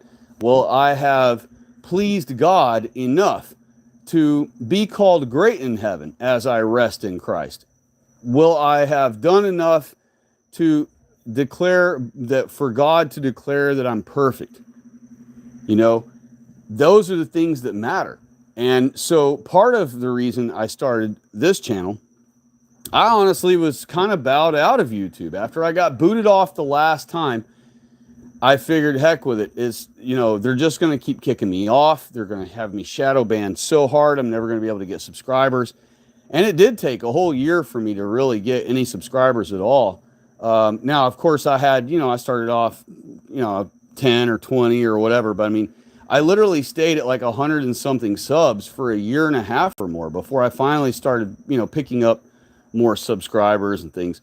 And, this topic is not a good one to gain subs on. It's the most hated of topics online, probably. And so it's not desirable for most people. It's not entertaining for most people. So it doesn't draw lots of subs. It doesn't draw lots of views. This subject matter is serious, and it's unfun to have to face these realities. And so it's very hard for a lot of our people to accept and participate and learn about it. So, I knew that if I started an all pro white channel, that it would be very slow goings for me. Plus, I know that I'm not going to be a daily sheckler or someone who's constantly making videos to try to make fame for myself. So I knew it would be even slower for me than even a person who participates regularly. So I accepted that. And for a long time, I just didn't. For the first 2 years that after Trump, the purge during Trump, which, by the way, all of the great YouTubers were purged during Trump. Now, I don't want to say all of them, because we had some really good ones purged during Obama. When I was purged during Obama, we lost quite a few good guys, particularly Barry Soetoro, and I can't name all of them right now, but we lost a lot of good YouTubers during Obama, toward the end of Obama. But then during Trumpstein, we had a whole other mega purge where a whole bunch of us had got wiped off. And basically it was all of us who were covering hoaxes, and I was still covering hoaxes, on my last channel. And so I was caught up in that purge with everybody else in March of 2018. But that was smack dab in the middle of Trump being president, and he did and said nothing, of course, as usual, like always. And so, we were just purged, and that was it. And then all the conservatives, whoever wanted to defend Trump, they'll just be like, well, there's a leftist-owned company. There's nothing he can do. He's just president. Blah, blah, blah. Same crap they always say. Excuse why Trump doesn't do anything. And so Meanwhile, when the left is president, they'll sign an executive order for anything they want. Hundreds of executive orders, every anti-white executive order they want, right off the fly, off the cuff, bang, bang, bang, bang, bang, one after another. You know, and Trump did the same. Trump did the same thing for non-whites and Jews, by the way, blacks, Jews, Latinos. He did it for all of them, but nothing for white people. You know, nothing. So. Oh, and by the way, did y'all like that he went to the old Jews First conference of the Jews yesterday and told them how great they are? And I just got done posting a 5-year-old video where he said that anyone who's anti-Semitic should get the death penalty. All right. And so now, a day later, this dude attends, which was yesterday, this dude attends the freaking Israeli whatever the crap. And of course, they're not Israelis, but that's what they call themselves. So what does he do? He attends the pro-Jew conference, the pro-racial, just like the black this fund or the black college this or the black that. He went to the Jewish, racial, Jews first and Jews only, racial, racist, if you want to call it that, which I don't use that word because that's anti-white word, but if you were a conservative, you could call it the scary R word even, okay? Because it's 100% focused on only their race. Just like the black this and the black that and the Indian this and the Latino that. All those organizations are racial first and only and nothing else. And if you and I try to establish a pro-white anything, we will be shamed and accused and blamed and scalded and doxxed. This is our own white country, y'all. Our own white country. Non-whites have full privilege to do whatever they want now. Even murder white people. Specifically murder white people. They don't have to obey traffic laws. They don't have to they don't have to do anything that we have to do. And so, like I've warned people before, in the future coming up, laws will only apply to white people like they already do right now. Okay? You think that laws still apply to everybody. You think that, oh, yeah, you know, if this so-and-so, you know, I see blacks get arrested. I see them on the news all the time getting arrested. Yeah, you do, but they're only arresting them to give you the illusion that the cops still do, or that the law, not the cops themselves, but the judges, the Jews in control of government, they want to give you the illusion that blacks and non-whites are still being arrested like hotcakes. I just posted where a sheriff down in Florida busted 144 non-whites in an organized gang thing or whatever, right? So, but the problem is they'll all be let go. They'll all just be released. Yeah, they might do 2 weeks or 6 months, maybe a year. But some of them will be let go the next day. And even if they keep them a year, well, now you spent a year feeding and clothing and giving air conditioning to that idiot. And then he's free. And then he goes out all refreshed, had a whole year's vacation in the pen with his buddies, probably his dad, maybe he's in there. And now he gets to go and do whatever he wants all over again, like it never happened, like he never was punished at all. And you know, when someone's in jail, oh man, you know, oh, I'll do whatever. Boy, I can't wait to get out. I'm going to fly right. I'll never come back in here once I finally get out. All they got to do is let me out, man. I'll live a whole new life. I'll get a job. I'll get up every morning. I'll happily go to work. I don't care what it is. Just get me out of here. And they really believe that and really feel that while they're locked up. But as soon as that freedom hits, as soon as they're outside, and they're smoking a cigarette, and their buddies are there, and the Kona store's open. And next thing you know, they're standing there chilling again at the Kona store, getting into whatever's good. You know, they don't learn from jail. All right? White people have this big misconception that putting non-whites in jail like teaches them a lesson. It does not. All right? It barely even teaches white people a lesson. A whole bunch of white people that we put in jail for heinous crimes never belong out of jail ever.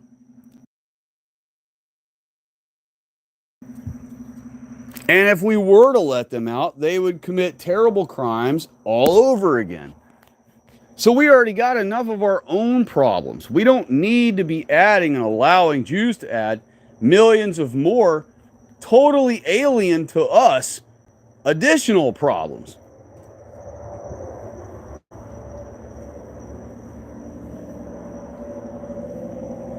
And Sabbath, if people would just finally accept that all through their Bible, from the beginning to end, Sabbath, Sabbath, Sabbath, that's all it ever cares about. That's all it ever talks about. That's all every godly man kept. That's all Jesus Christ kept all the way to his last day. Even through death, he rested on the Sabbath. It's so plain as day. And all through our Bible, it warns us that the Jews are our problem. The Jews are our enemy. They're the Canaanites, which, by the way, I showed y'all in another video that if you put in who are the Canaanites, or actually I think it was a community post. I posted a community post where I put who are the Canaanites today? And it showed the Jews and Arabs. It answered it plain as day. Bang. Well, now, because I've posted that and because I've mentioned it numerous times and all these things, someone has gotten that attended to Google. And so now when you do it on Google, you have to be signed out. I explained that you had to do that with when you use the word Edomites also. You have to be signed out of Google and YouTube, or out of Google. You have to be signed out of Google and put who are the Edomites today? And it will immediately answer you the Jewish nation. But if you're signed into Google, it knows that you're a white person and it will not answer the question. Instead, it'll tell you where the Edomites used to live. It'll tell you modern day Jordan, Libya, whatever. It'll tell you like locations, but that's not what you asked. And you can even put it in quotes. Who? Like the whole question. You can put it in quotes and it'll still ignore the word who and put where instead. And will not bother to tell you. And then if you start looking deeper into it, it'll say the Caucasus Mountains. It'll mention the Caucasus Mountains, insinuating that white people are Edomites. But that's not true at all. That is the Jewish nation. The Edomites are the Jewish nation. Period. Dot. It's what it says. And you can look that up on Edom, on the Wikipedia page for Edom. Go to Wikipedia or go on Google and type in Edom Wiki. And then click on the Wikipedia page that says Edom. Go to the third paragraph down from the top and read the last sentence of the third paragraph. And it tells you right there that they became the Jewish nation. Edomites are not Israelites. They do not descend from Israel. They descend from Israel's arch enemy brother, Esau, who was called Edom in the Bible. And anyone born of Esau, meaning the Jews, are also called Edom, just like white people are called Israel, because we descend from the man named Israel. Jews descend from Esau, who was renamed by God because God hated him. And guess what? If God hates you, he hates your seed also. And he says so. That's who he punishes when you commit sins. He punishes you, but he also punishes your seed. And you say, oh, well, that's so unfair. No, it isn't. God made us. He determines what's nice and what's fair and what isn't.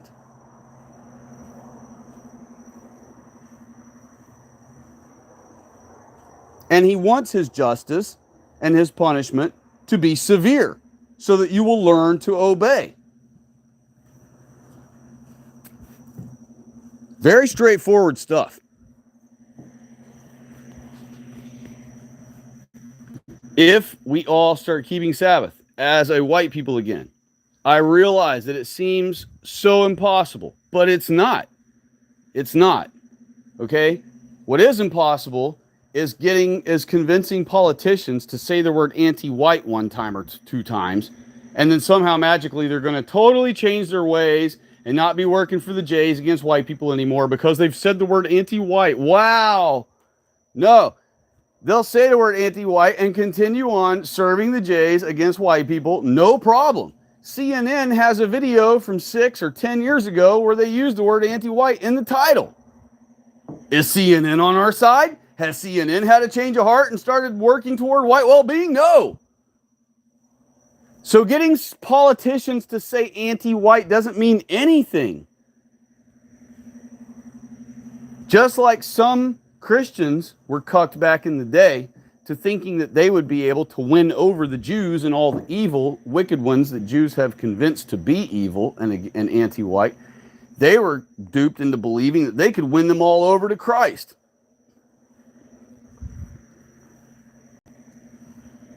Jesus Christ did not tell us to go tell the Jew first and the Gentile afterward, because he meant the Jews that we know of as Jews. Now, he did mean to go tell them, those Jews that you're thinking of that we know of as Jews now. He was, in fact, telling them, so I misspoke there. Christ did mean for them to go tell them that first, but only because they were declaring to be the leaders of our people. And so he wanted them to be notified that there's a new sheriff in town and that they're no longer the king of Israel. You know, and you could say, oh, well, they didn't have a king. Well, what I mean is they were no longer the rulers. That the king of the Israelites had arrived. And that's why he told them, go tell the Jew first. Because he wanted to give the Jews the option to back off of his people, to back off of us, to stop bossing us around, to stop lying about us and lying to us and duping us and tricking us into destroying ourselves. And so he wanted them to be notified first that there's a new sheriff in town,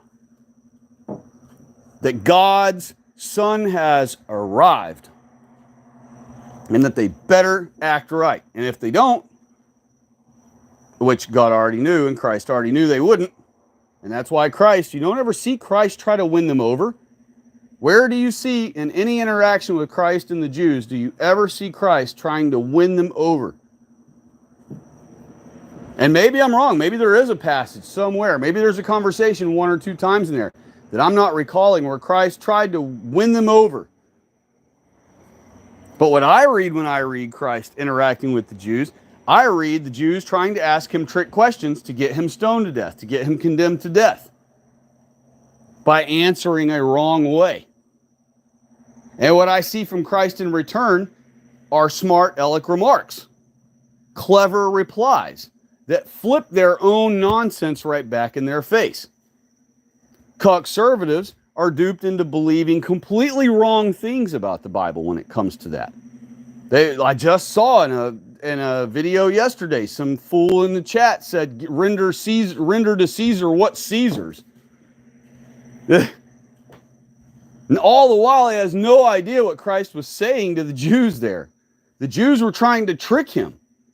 When they asked him, who should we give this money to? If he would have said, give it to God, they would have ran straight to Caesar and said, hey, Caesar, this guy over here is telling everyone to give your money to God instead of you.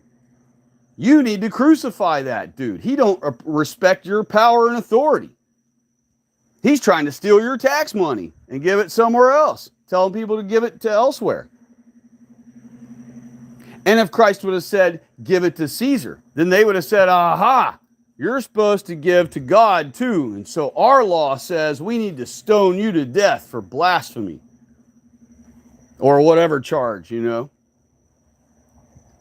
And so Christ understood they were asking him a trick question, because that's all they asked him every day was trick questions, trying to get him in trouble.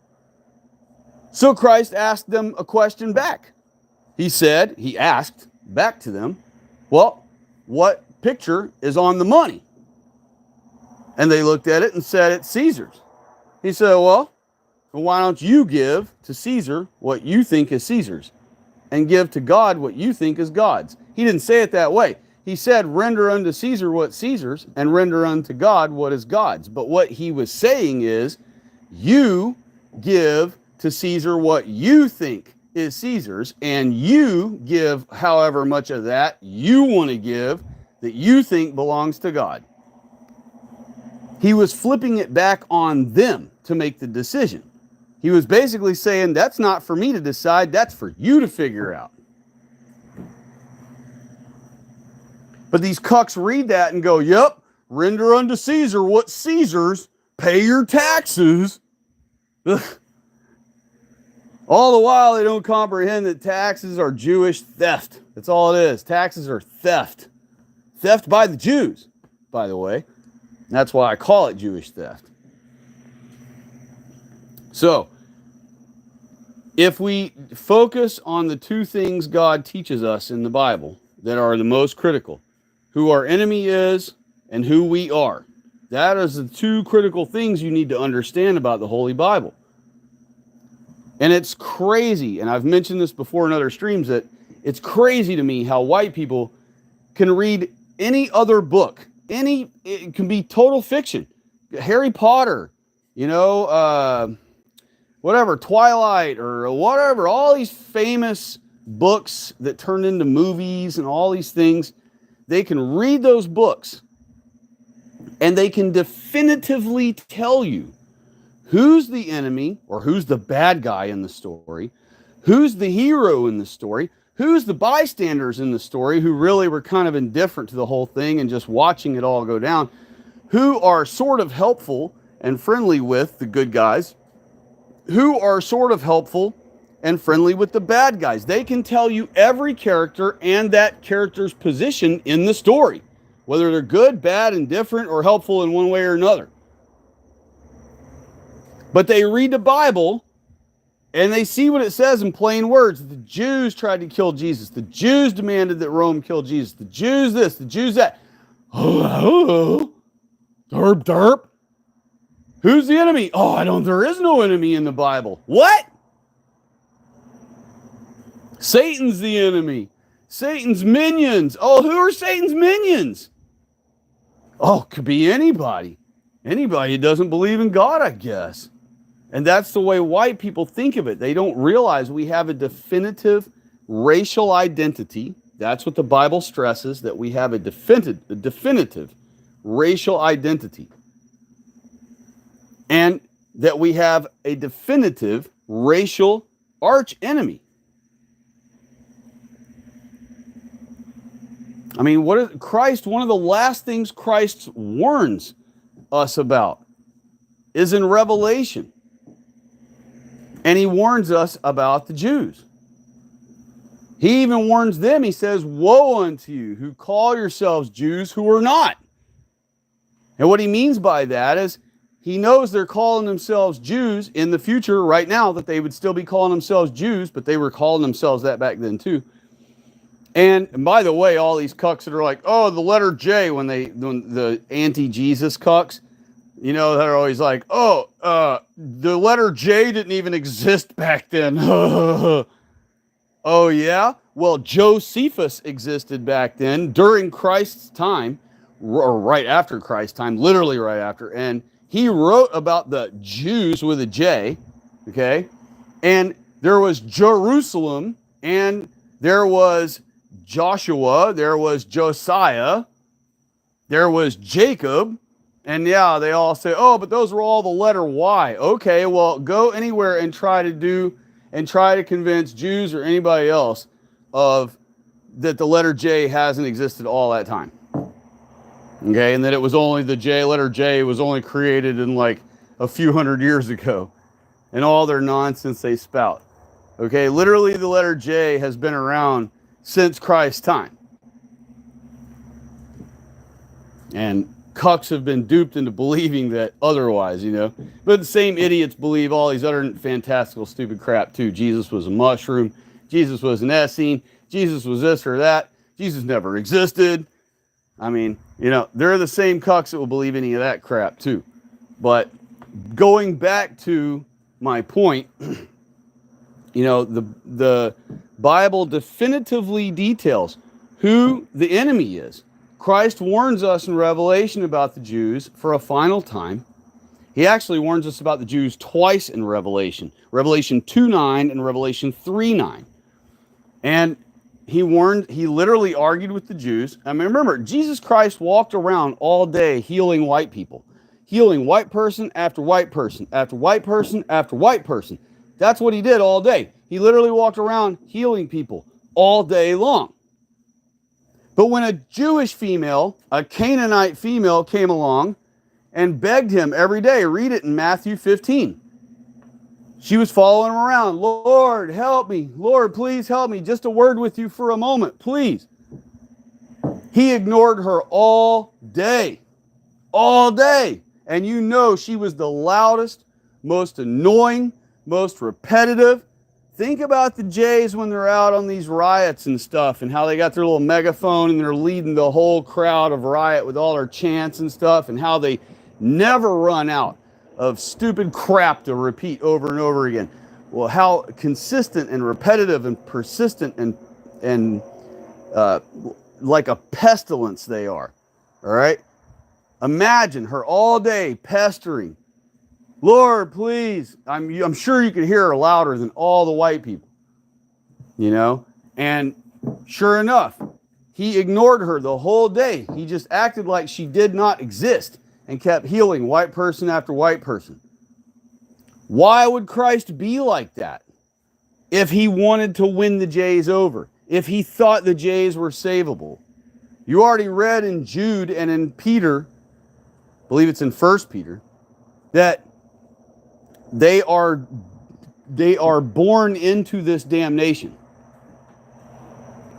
All right, they literally are already condemned to this damnation, and they understand that. The Jays understand that they are under condemnation, that there's nothing they can do about it. They're dead meat when Christ returns. They understand this fully. Only white people don't seem to understand this. White people can read all these books and figure out who's the villain and who's the good guy and everything. When it comes to the Bible, they just derp. When it says plain as day who our enemy is, all through the Bible. Jesus Christ out of his own mouth said, I came only. He told that Jewish chick when she finally got him. He didn't even acknowledge her. The only reason she ended up getting to talk to Jesus Christ, read it in Matthew 15, is because finally his apostles, his disciples got sick of hearing her pestering them all day. And they complained to Jesus. They said, Lord, this lady won't shut up. She's been following us around all day, nagging and complaining, moaning and groaning, and help me, Lord, help me, Lord. Tell her to go away, please. She won't listen to us. We keep telling her to go away, and she won't. They're literally walking around healing white people all day, telling them, trying to teach them the gospel. Yet they don't want this one Canaanite female to have anything to do with them. How is that not proof right there that Christ is not interested in us trying to win over the Jays' hearts, or win them over to Christ, or win them over to Christianity, or have them change their ways? He knows they're born into this condemnation. They were born the seed line of Esau. God already has set it in stone what is going to happen.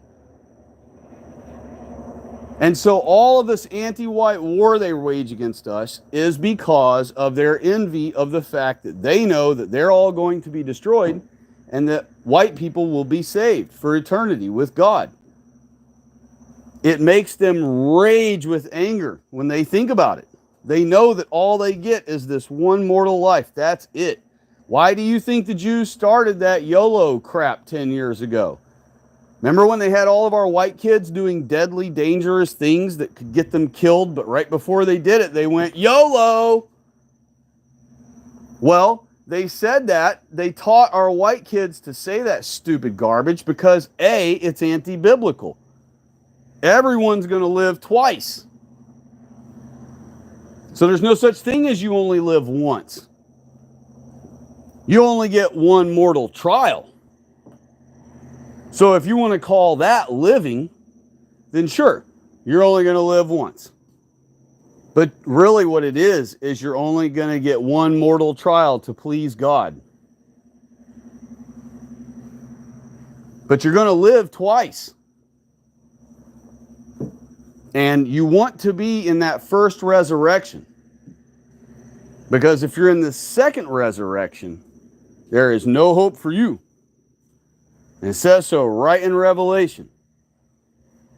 But the second resurrection is of the damned. So you want to be in that first resurrection. That is the second time you will live. You will die, hopefully in Christ, and you will rise in Christ. You will be resurrected in Christ, and you will be alive again.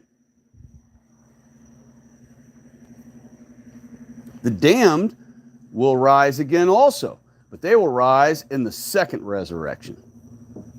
And we don't want to be in that one.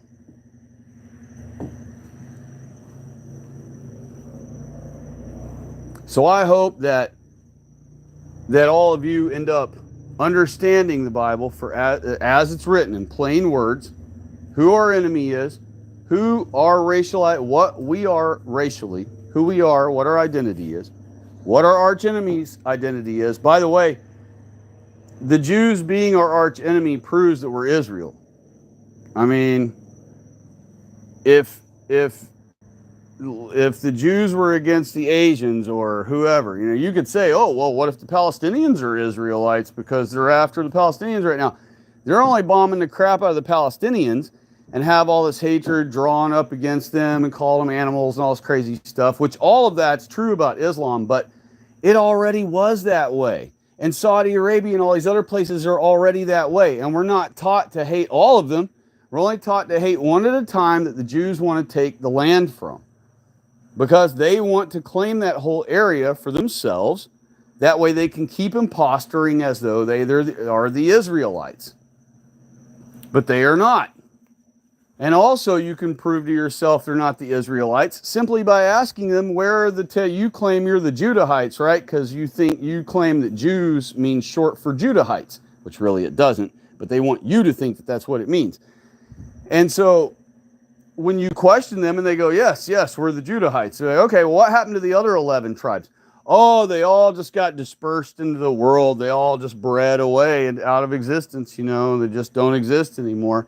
Well, that would mean God's a liar then, because God said the Israelites will never be erased from the earth.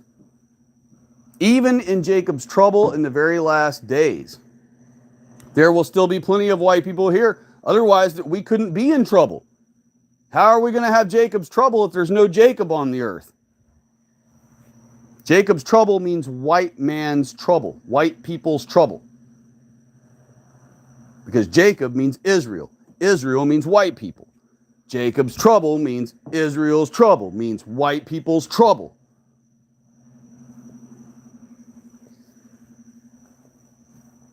And people think, who are based and know that the non-whites are the beasts of the field, and now they see that our government is being handed over to them. They think, oh my gosh, this is the beast system. And it is. But what they don't realize is the beast system can be overcome and will be, I declare.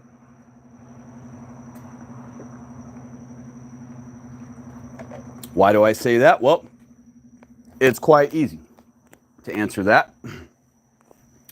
It's because Christ's arrival is not scheduled for 215 more years. There is no way possible for the beast system to take full hold now, say in the next 10 years even, all right, where 100% of our government is non-whites and white people are illegal in our own country now and all these things. That still will not be the final beast system. This is just a precursor to the real beast system that will come later, where non-whites will control all white countries worldwide. That will be the beast system full swing. But for now, we're in a preliminary beast system where they're trying it out for the first time. And what's going to happen is at some point, God is going to give us a victory. Now, the whole point of us keeping Sabbath is to minimize how much time we have to endure as white people. The sooner we please our God as a people by honoring his Sabbath every week again, the sooner that we eliminate this problem, or that God will give us a blessing to eliminate the problem, either with his own hand or by us doing so, and giving his blessing for us to do so. Either way, it has to happen because there is no way for non-whites to maintain this world all the way another 215 years from now.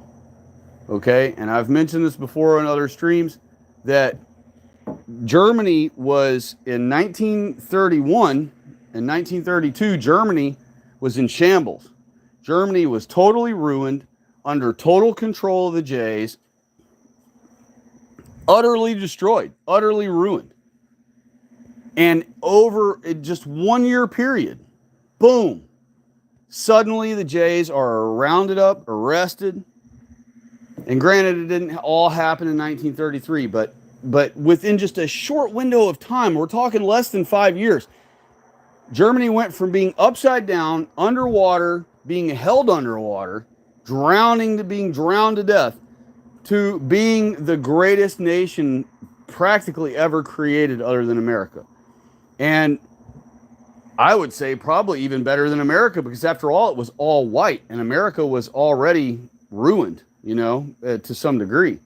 We already had been invaded by the Jays for a couple hundred years with non-whites. So America already had some non-whites in it. We were like 94% white, but Germany was 100% white. So during Germany's highlight years, they were probably a greater nation than America, I would say, because of the ratio of white being 100% white people compared to us not being 100%. But bottom line is, in just that very short time, 1 to 5 years, that was all it took for Germany to go from upside down and being destroyed to being one of the greatest nations that has ever existed on earth. And so that is how I know that God will be giving us a victory again, is that understanding of how short of a time frame something can kick up. Remember, that whole empire lasted less than 20 years, but look at the greatness that existed in that time frame. You know what I mean? And so think about what can happen in just a year or 2 or 5. In just 30 years, they've totally ruined our country from an utopia to garbage that it is now. So in less than 30 years' time, we can completely reverse all of this. We could reverse it in a year if we really put our, if white people really put their feet to the road and did it. And so it's just a matter of obeying our God, keeping our Sabbath again, so that God will bless us again. Right now, he has us under the curse of the non-white invasion. This is what God does to Israel all through the Bible. Every time Israel started cucking and pandering to non-whites or to mongrels, or just created gods for ourselves that weren't God, and started idolizing these old-time version gods. Now we idolize non-whites because the Jews have flooded us with all these non-whites for us to idolize. But back in the day, we were an all-white world. It was much different. So we idolized, statues and things like that, and the sun and the moon and all this other stuff. And so our gods have changed, our idols have changed to non-whites now, but that's more insulting to God even, because those are just creations of God. They're not even figments of our imagination. They're other lesser beings than God made us, and we're worshiping them. It'd be like us worshiping frogs, or like how the Egyptians worship scarab beetles and cats or whatever. It's that level of stupidity in God's eyes that white people are idolizing lesser beings and watching them on TV and playing their music and quoting them. These idiots that quote these fake conservative blacks, and they'll quote them like Thomas Sowell or whatever. I like to remind them, and whenever you see one of them quoting blacks, reply to them and put that whoever that name is, put it in quotes, and then put in parentheses, who knows what his real name is, in his own kind's click noises. And then out of parentheses, finish your sentence by saying, would be chasing hyenas in the Congo right now if it wasn't for white people. So we don't need quotes of wisdom from dung hut builders. Say something along those lines to correct those cucks from quoting blacks. We don't need to be quoting blacks. We don't need to be listening to their noises and that we call music. We don't need to be watching them in Afro Ball. We don't need to be watching them in movies. Okay, you shouldn't even be watching juvies. Those are all just Jewish fiction. Why would you want to waste? You only get X amount of thousands of hours of life in this life. Why would you want to waste even 1 minute of it watching Jewish imagination, just fantasy from some random Jew? That's all it is. That's all a movie is. That's all a TV show is. None of that pleases your God. None of that is making you be called great in heaven. None of that will ever be getting you called perfect by God. That's for sure. So I avoid those things, and I recommend everyone else do too. It's how they taint our minds anyway. Let's see here. Deb of Christ said, God bless everyone. Enjoy tomorrow. Yes, absolutely. Let me get back here in the chat. I apologize for y'all's wait. Catch Wreck said, non-whites want to be white. That's exactly right. That's the whole problem we have with having non-whites in our land. I'll just do a quick rant on this, and then I've got to shut this thing down because I've already went an hour and 15 minutes past what I had promised myself I was going to shut it down on. But I'm going to go through all of your comments first, reply to those, and then I'll shut her down. Yes, non-whites' whole issue is they are envious that they don't get to be white. And so it's unfair, honestly, to allow non-whites to live among us because every day they see pretty white women, you know, the females look at the beautiful white women and they become envious. The non-white males look at our beautiful white women and they become envious and desire them. And it drives them to the point where they just say, heck with it. I'm not going to get in trouble anyway because white people are cucked. So I'm just going to straight up attack this one. As soon as I see her go around the corner or whatever, as soon as I see her alone, I'm getting that. And so they do. And they attack our girls. And so, you know, quoting them, watching them on TV, watching them play Afro Ball, playing their music, it not only is it idolatry and it's something that angers God, but it also dupes our children into being vulnerable around them, to not worrying about it. They'll relax around blacks when they're not supposed to because you have taught them by watching Afro Ball in front of them and by playing their garbage noises as music and all these things. You've taught your own white girls to go ahead and relax around blacks. You know, they want to hop in an elevator and they see two black guys in the elevator and the girl's by herself and there's no one else around and it's 10 o'clock at night and she just needs to go up the elevator one floor to get to where her car is in the parking garage. Well, it's just two black guys. She's not afraid of blacks because after all, she's been taught to not be the scary R word. So she hops in the elevator and never comes out alive. Okay, and you teach her that. If you listen to their garbage music in front of them and you teach them to be that way and put themselves in danger like that, to be raped and killed by watching them play Afro Ball, by watching them in movies, by quoting them on the internet as though they have some sort of conservative white people wisdom. And when I say you, I only mean the ones who are guilty of it. They know who they are. And if you're not one of them, you can disregard that because you know it doesn't apply to you. But the bottom line is it applies to many, many, many thousands, millions of our conservative people. And they need to snap out of their stupidity. They're causing our people to be killed like hotcakes. Catch, wreck. Oh, and let me finish that point where Catch Wreck said that they're envious because they wish they were white. Yes, that is why they don't belong in our country. You got to understand, and you probably do, but I'm just saying,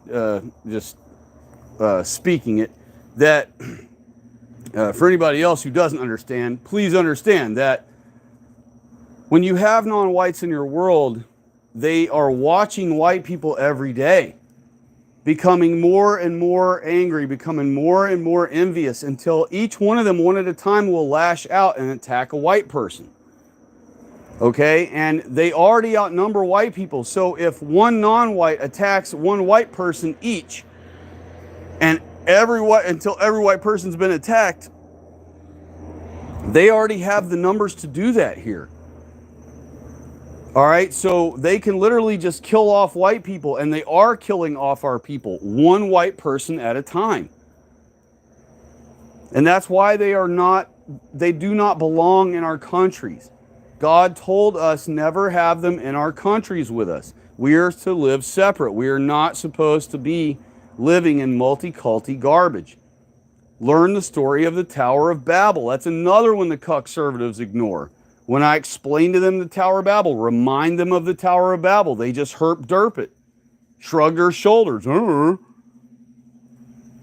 God does not like multiculturalism. He knows that multiculturalism means anti-white. It means the destruction of white people. It means the ruining of white people's high trust first world societies. It means the depreciation of white people's value on the earth. It means, think about it. Is any non-white desperate for something made in the USA anymore? No. They'll happily buy stuff from China or Japan or wherever.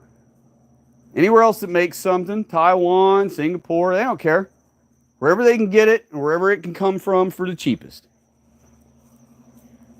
But before non-whites were allowed in our country by the millions, in the 1980s, every non-white country desired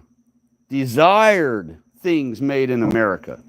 Even Americans desired made in America only things. And if you weren't alive in the 80s, you wouldn't remember that in the 90s, when they started flooding our country with all these Chinese products because they started closing down all of our factories and moving them over there, all of the white people here in America were pissed off. We're saying buy American only. Like, we had whole campaigns going online and everything because eventually, the internet came out in the mid-90s. And so we were talking on AOL and all this other stuff about buy American only. And there are still people repeating that mantra to this day, trying to keep our people buying American only, buying from white people only. And of course, they don't. Most of those cucks are conservatives, so they don't. Most of those people are conservatives, so they don't mean white people only. They mean anybody that claims they're an American.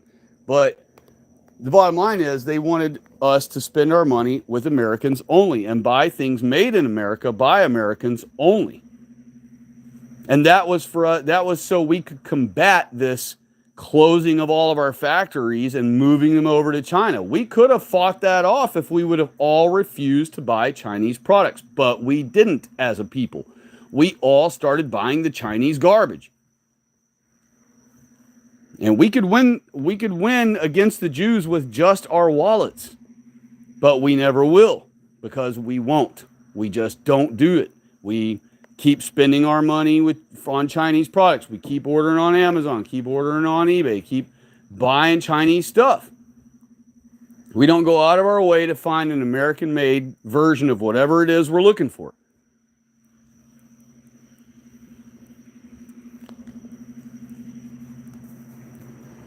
And so we create that problem.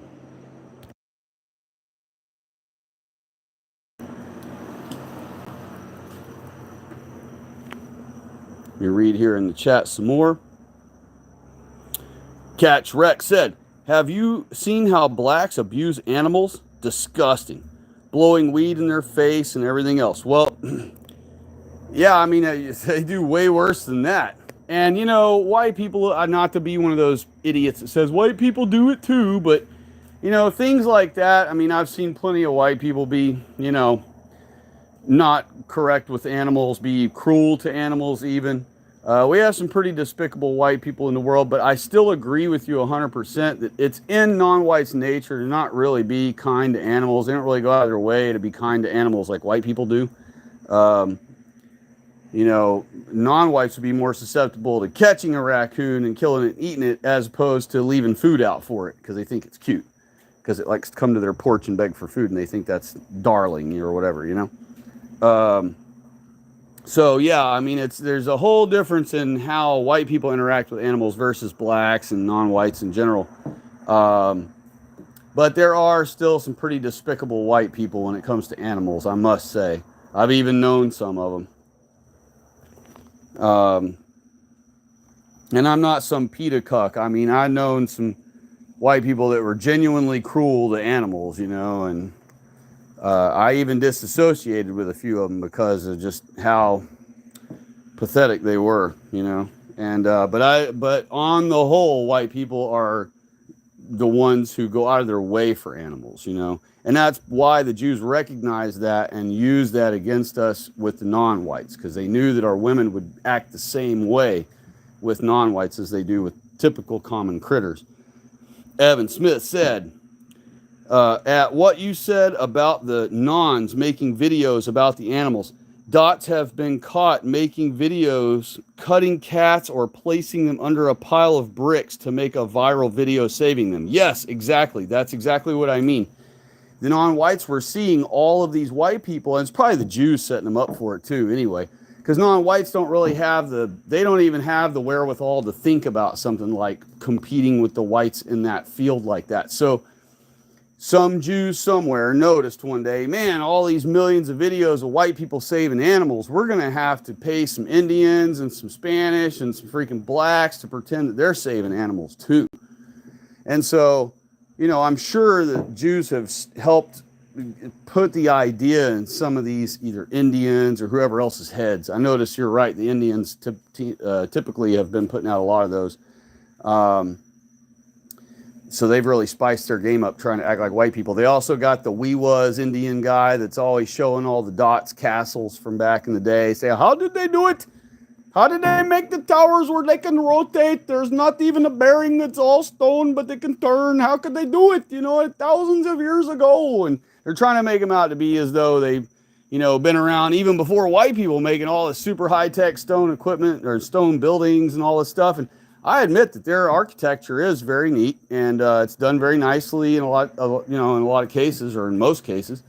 But those types back then who built those things, those aren't the Indians of today. The dots of today stand around all those structures and take a crap in the street around them. They don't build anything like that, And when we ran into Feathers back in the day, and we asked them, hey, how'd you build this big stone pyramid? Where's your construction tools? Where's your quarry? We want to see how y'all build these crazy things.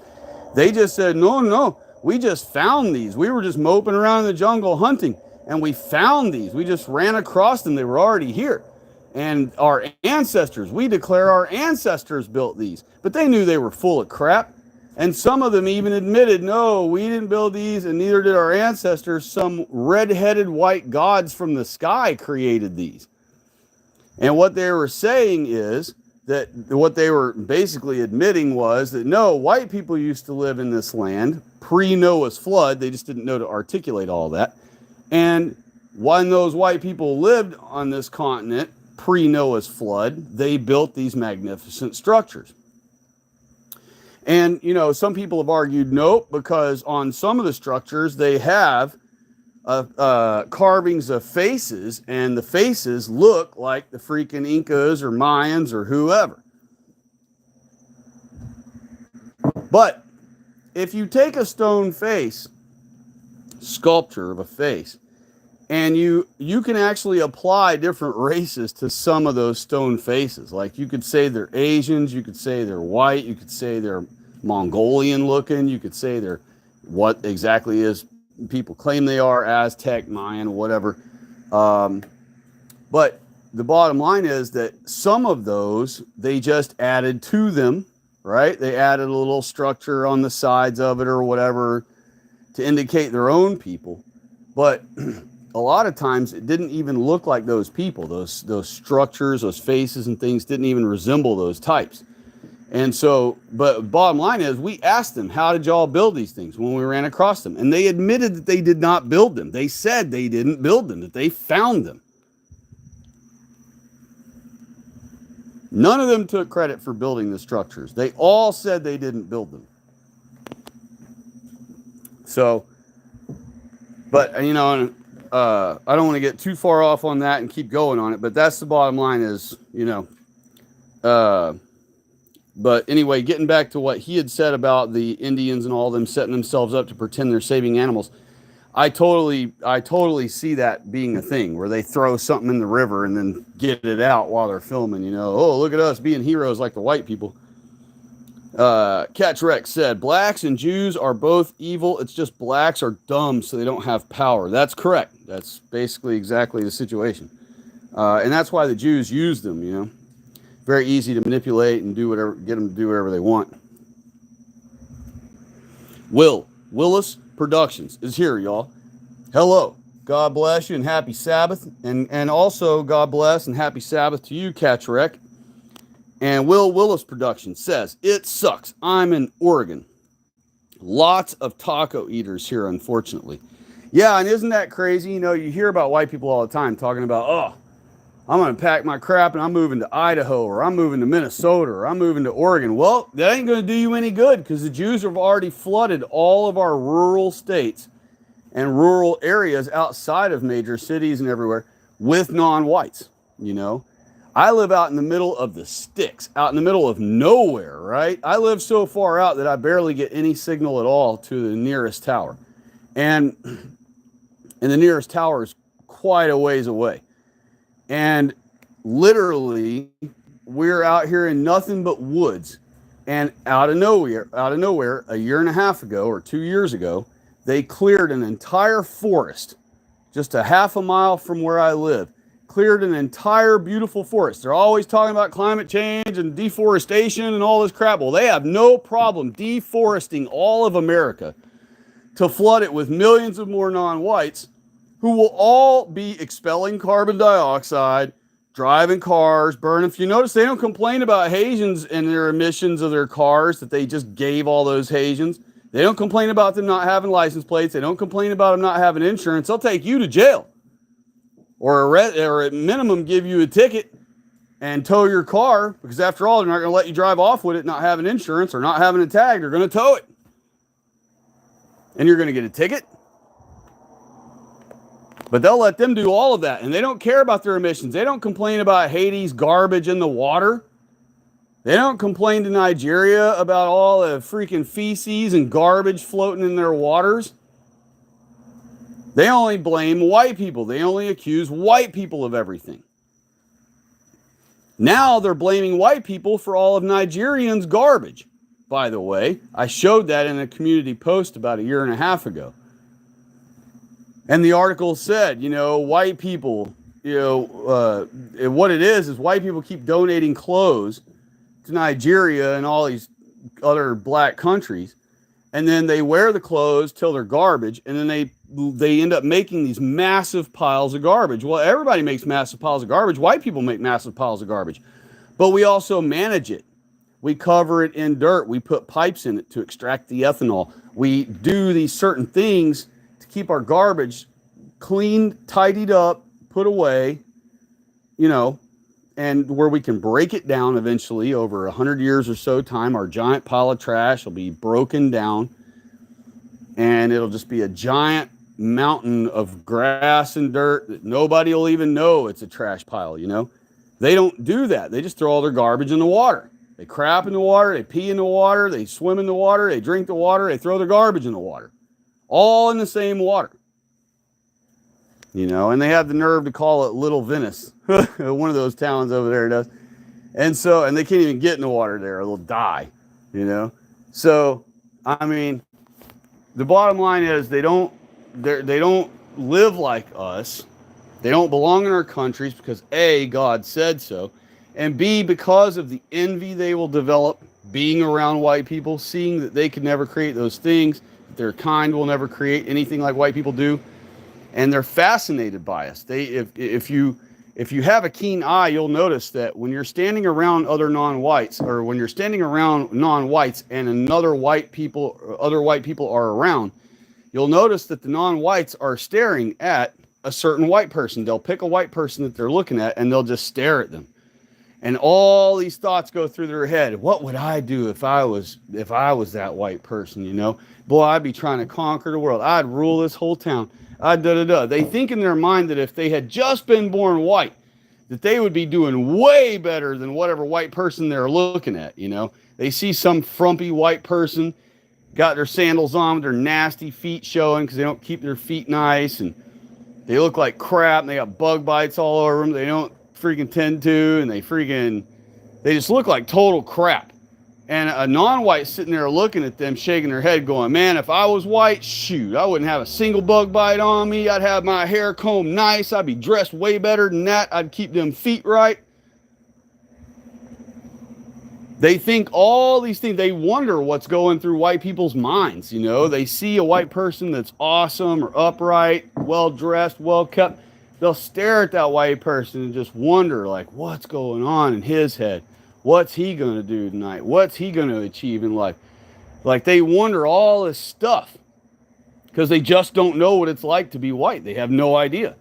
And white people are standing around them like pieces of steaming fried chicken, have no idea that the non-whites are salivating over them, wondering what's going on with them, wondering if they should attack one of them, trying to attack one or rape one, because that's the only thing they end up resulting to. The only thing they can end up deducing all the way down to is, I need to rape me one of these things. I'm envious of it. The only thing I can do to make myself feel like I'm better than that or as good as that or can conquer something that amazing is if I attack it and rape it and beat it and kill it. And our God understood this. That's why he told us, and don't have non-whites in your country. Don't have them in your government.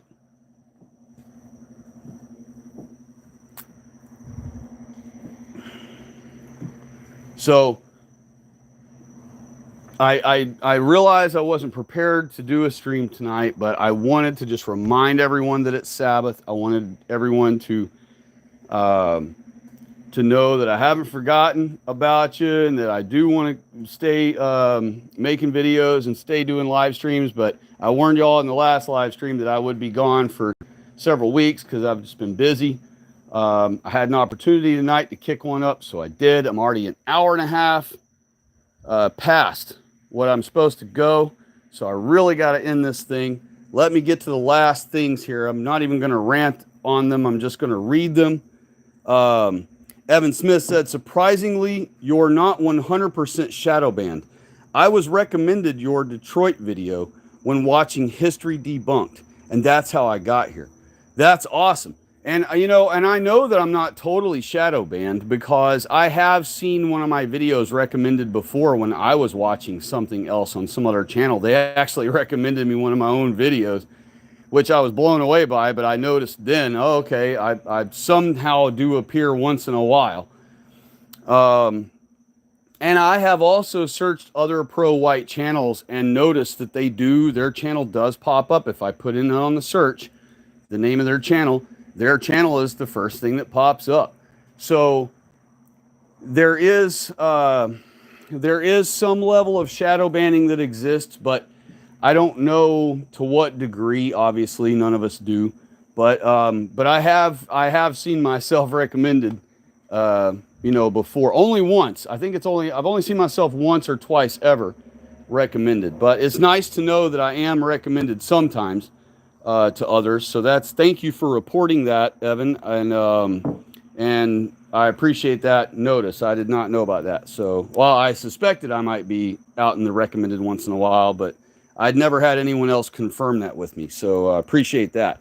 He also said a coworker told me about a Hispanic pulled over on front of his house, caught driving plastered drunk, speaking no English, and the cop told him to stay there and wait to get a ride from a friend. Yeah, I mean, the cops nowadays, they don't want to dick with the paperwork. They know that they're going to have to come to court and testify against the freaking loser and all this, and they're already discouraged from doing so if it's a non-white. They're probably told in bulletins to not come to court to testify against non-whites and to only bother coming and testifying against the whites. And I'm sure it's not maybe said exactly that way, but I'm sure there is some kind of structure in place for cops to specifically only testify against us and to let all the others go.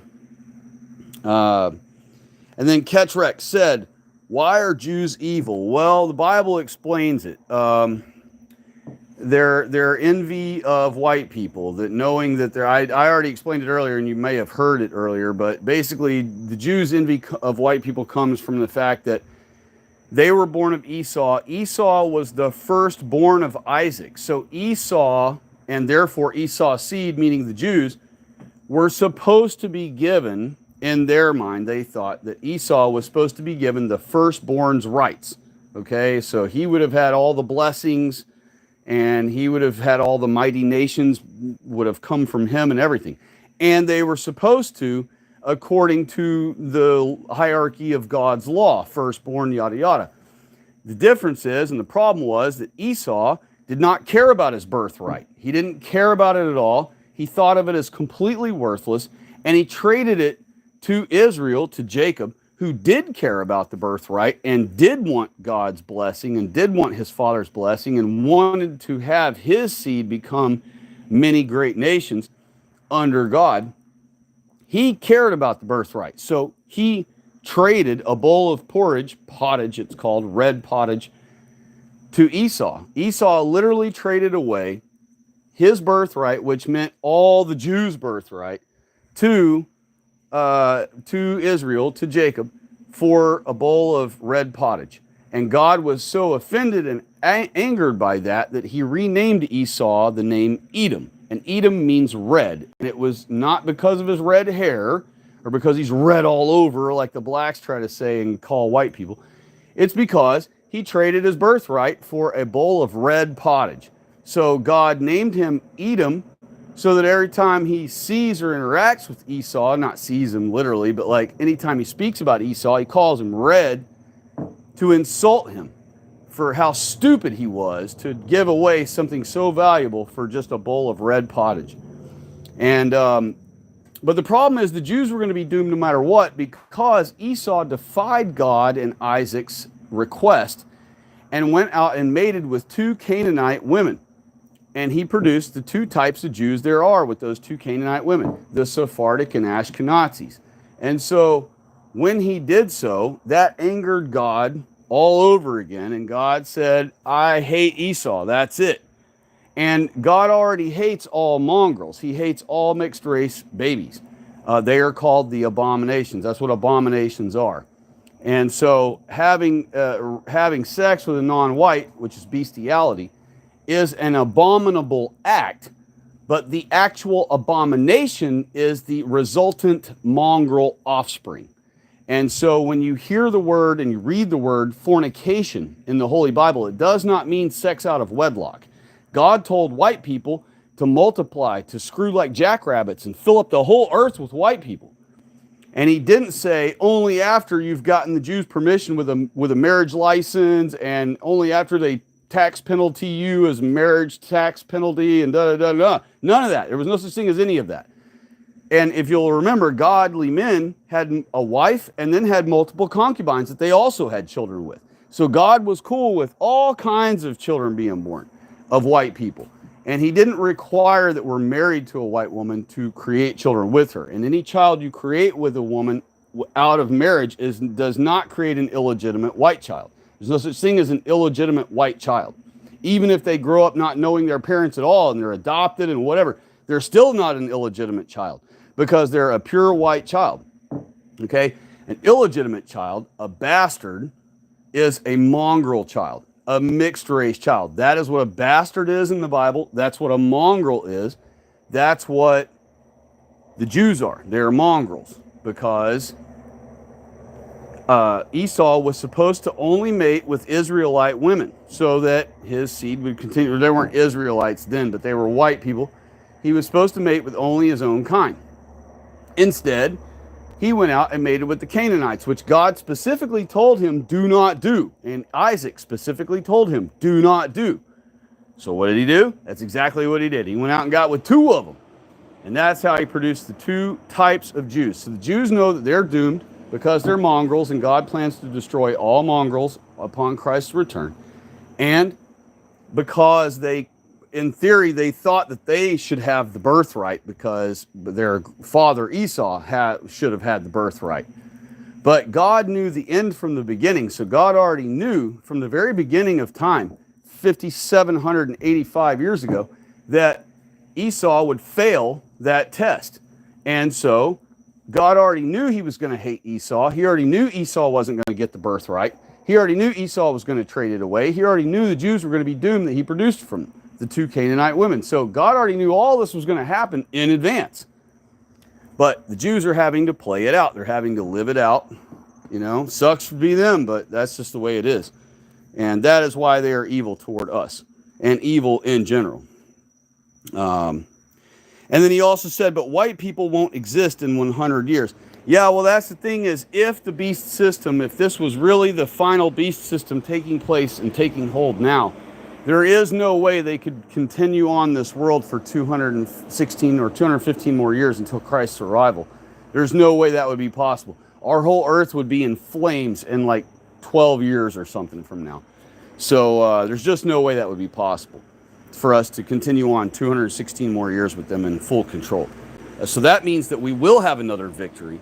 And that means that if we're going to have another victory, it might as well be sooner than later so that we save as many white people from rape and death as possible. Every day that we stall taking over our country and taking it back by rounding up all the Jews and rounding up all the white people who work for the Jews, meaning our government politicians, though every day that we wait to round them up is another day that thousands of white women are attacked, that thousands of white children are attacked, you know, that thousands of white elderly people are attacked.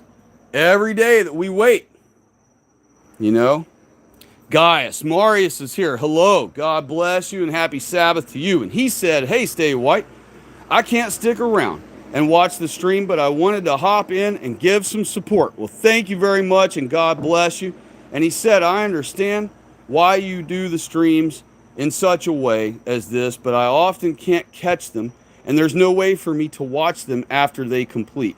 Yes, there is. I leave them all public. I'm sorry if you haven't noticed that. If you go to the channel, if you go to my channel whenever you do want to catch up on one that you miss or whatever, it's not in my videos. So when you go to my channel, instead of clicking on videos, you got to scooch it over, scroll it over to the right to the very end, and it'll say live, or live streams, whatever it says. It says something like live. You just hit that, and that'll show all the live streams. And then you'll be able to access any of them. And he said, anyway, you take care, and yeah, I'm in a small Oregon town. The city council here is trying so hard to get non-whites in here. The entire town hates it. Exactly. Our politicians literally completely ignore our wishes. The whole point of them being there is they're supposed to obey what our demands are. And instead, it's completely opposite world now, where our politicians get into power or get into their position, and then they start telling us, no, you don't know what's good for this town. No, you're a hateful bigot. We know what's best for you and for this town. And it's something that you hate and don't want and want to kill us all for doing, but we're going to do it anyway, and we don't care what you say. We don't care what you think. We don't care about your threats. We don't care about your complaining. We don't care about you coming to City Hall and accusing us of anything you want. We're getting paid by the Jews to do it, and we're going to do it. We're getting rich off of it. You're not. Screw you. Jews are on our side and not on yours. Jordan Hess is here, y'all. God bless you, sir, and happy Sabbath to you. And he said, hell yeah, brother. Well, you must be a Cletus watcher. So am I. God bless you. And I wish he would switch it to heaven, yeah, brother. I've been trying to get him to do that. I do think I got through to him for a while about the devil horns thing. He quit doing it a couple years ago for a whole year or so. And I actually don't recall seeing them do it all that often anymore. I think that they've kind of kicked that habit. And it started with me bitching at them back in the day about it. I know. Because I was the only one in the comments bitching about it every time.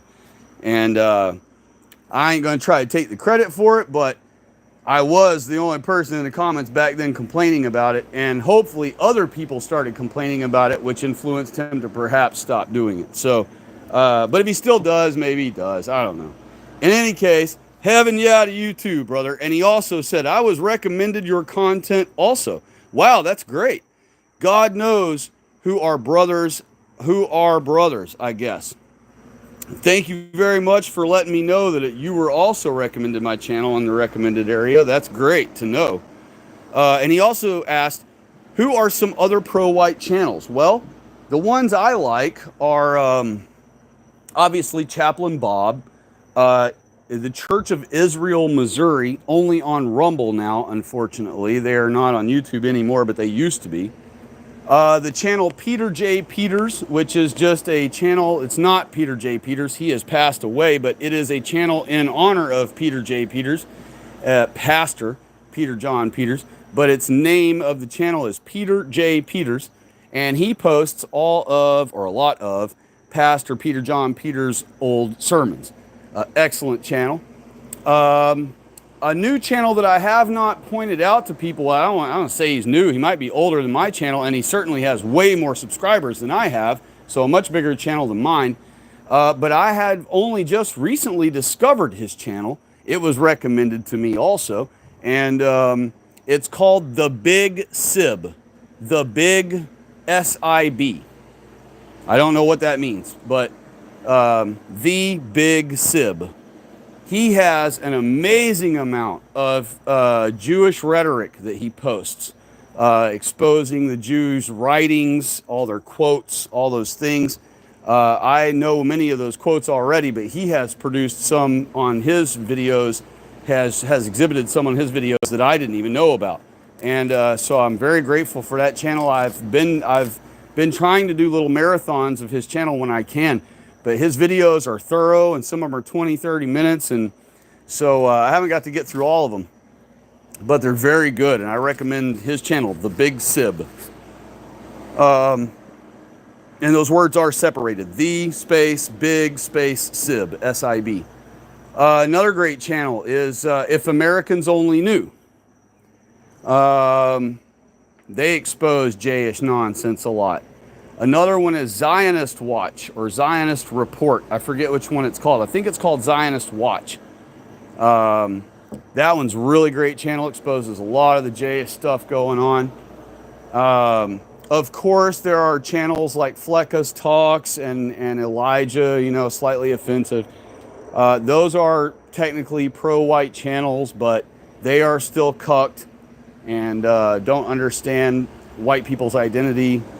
They do understand about the Jews, but Flecka's Talks toes the line because they're shecklers.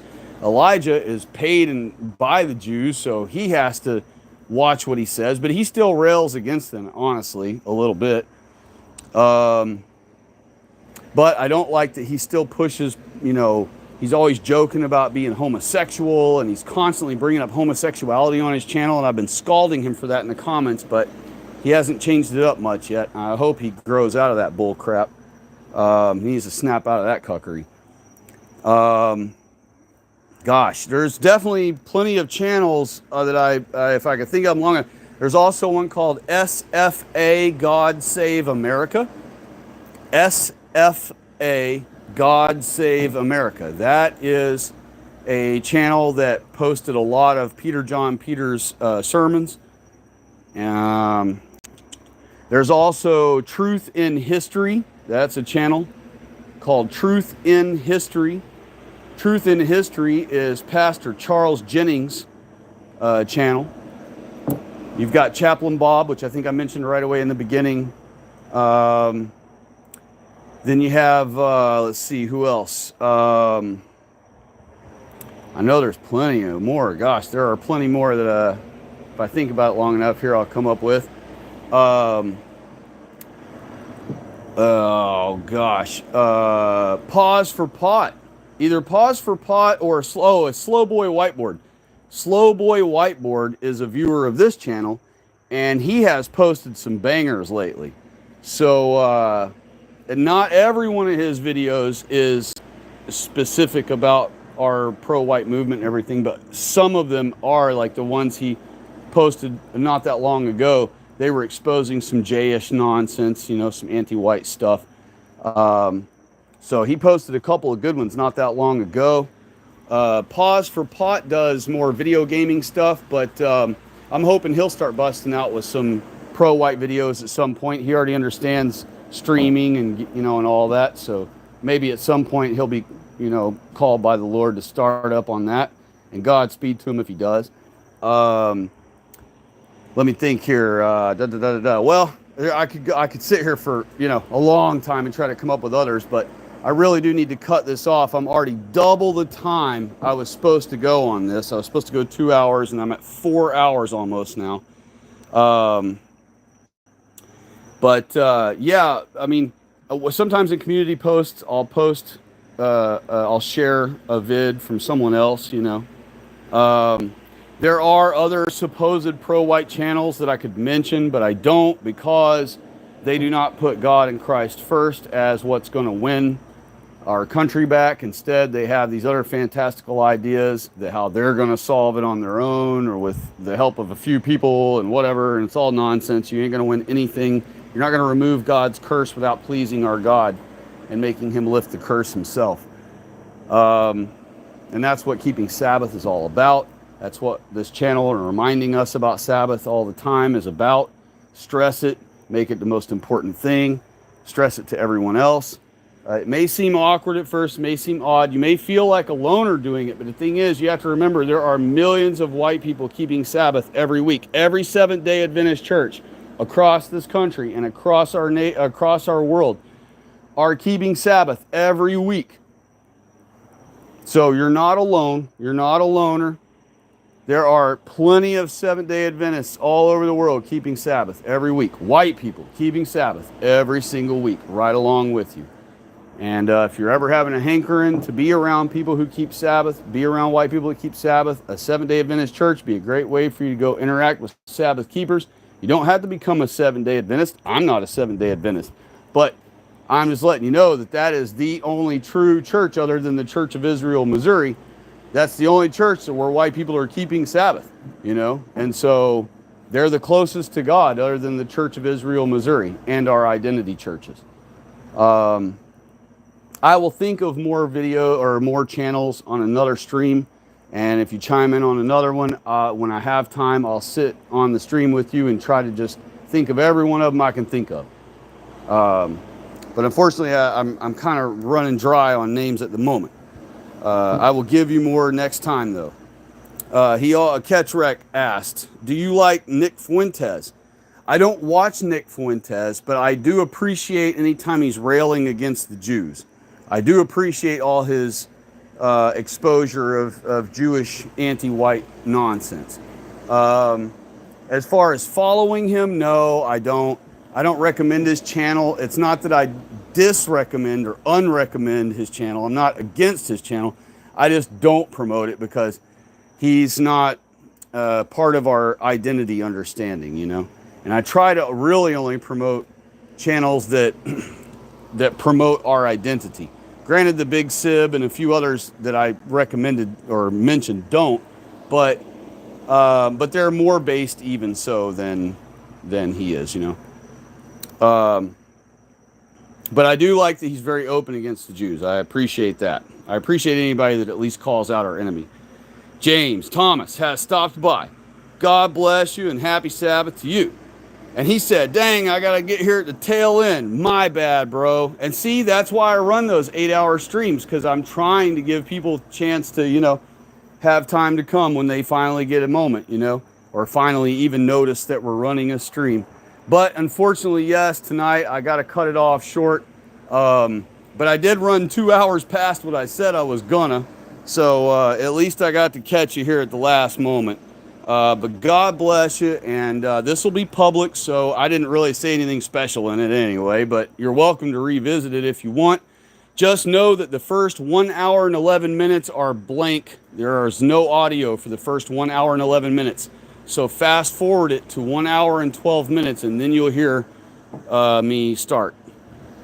Long story why, but I just didn't have it. I didn't have the audio going during that time. So skip the whole first hour and 12 minutes, and then boom, you'll be in the stream. Jordan Hess said, "Praise Jesus." Exactly, and that's what Sabbath is for. So I hope you folks spend tonight saying your Sabbath prayer. Thank God, itemize your thanks to Him for each and every individual thing. Thank Him for blessing your income. Thank Him for blessing your health. Thank Him for blessing you to have all of your limbs and all of your senses intact and functioning correctly. Thank Him for sending Jesus Christ to die on the cross. Thank Him for His Holy Ghost's protection every single moment of every single day of your life. Thank Him for blessing your parents. Thank Him for blessing your family and your children. Thank Him for blessing your home. Thank him for blessing your transportation. Imagine how screwed up your life would be if you had no transportation suddenly. Thank him for the time frame of the 6,000-year Whitey trial that he's placed you in so you could enjoy comfort and peace in this time frame and all these things. You know, you could have lived in any other time and it would have been a horrible life compared to this. Thank him for where he placed you in the world, you know. But most importantly, first and foremost, thank him for blessing you to be a part of his covenant people. That's prayer. That's thank you number one. Without that, everything else is out the window. And of course, thank him for all the truth he's revealed to you so that you are not lost. Look at how many of our people are lost beyond belief in this world. And God has appointed you an elect group. We are an elect. White people are the elect, and the white people who understand God's word are the highest of the elect. And it's a blessing. It's not, we didn't do anything to earn it.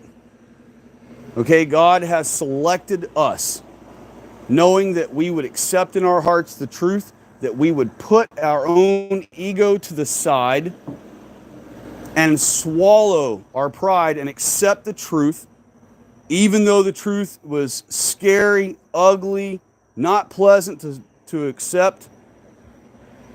We accepted it, we understand it. And now granted, not all of the truth is terrible and hard to accept. Of course, it's wonderful to discover that we are actually Israel. And it's wonderful to discover that Christ is coming back specifically to save us only. Those things are wonderful. But the heavy burdening part about how the non-whites are being used to ruin our people and how the Jays are the one behind it all and they already control our schools and our media and our government and our money supply and basically have us totally by the balls in every direction. God can rend all of them from us with just the tip of his finger.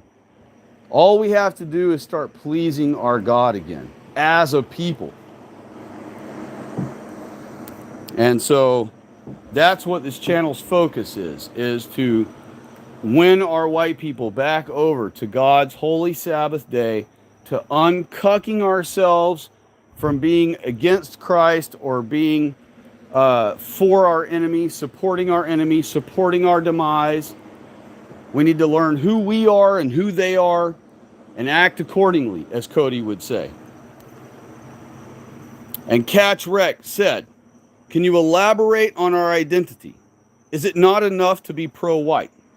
Well, in some ways that might be enough if you want to say it that way. But the thing is we are more than just white people. We are God's special and favorite creation.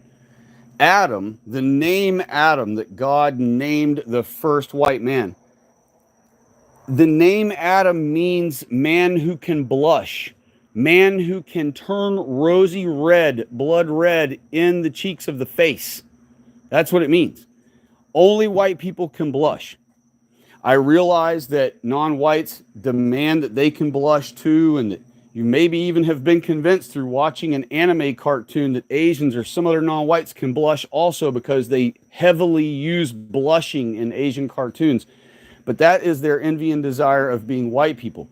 They wish they were white, so in their cartoons, they make themselves blonde characters sometimes. They never use the Asian eyes in their cartoons. They make big, giant, tall white people eyes, even taller than white people's eyes, big old giant eyes, so that they look nothing like Asian eyes. And they use colored eyes, like green eyes and blue eyes, even though they know that all of their eyes are beady dark brown. And so there is this worldwide understanding by the non-whites that we are God's special creation. Only we can blush. Mankind, Adam, means the white people. Adam and Eve only produced white babies, exactly like all white couples only produce. White people cannot produce Arabs. We can't produce Asians. We can't produce blacks. We can't produce anything but white people. So Adam and Eve only produced mankind, aka the white race. Non-whites were placed on earth, were created and placed on earth the same day, on day 6, just hours before God made Adam, aka white man. And all the non-whites of this world understand who white people are. Only white people don't understand who white people are. And if you scroll through all my videos, if you go in the actual videos, not lives, but in videos of mine on my channel, and you scroll all the way down till you see Louis Farrakhan on a thumbnail, and it says the Bible explained in under 2 minutes. The Bible explained in under 2 minutes.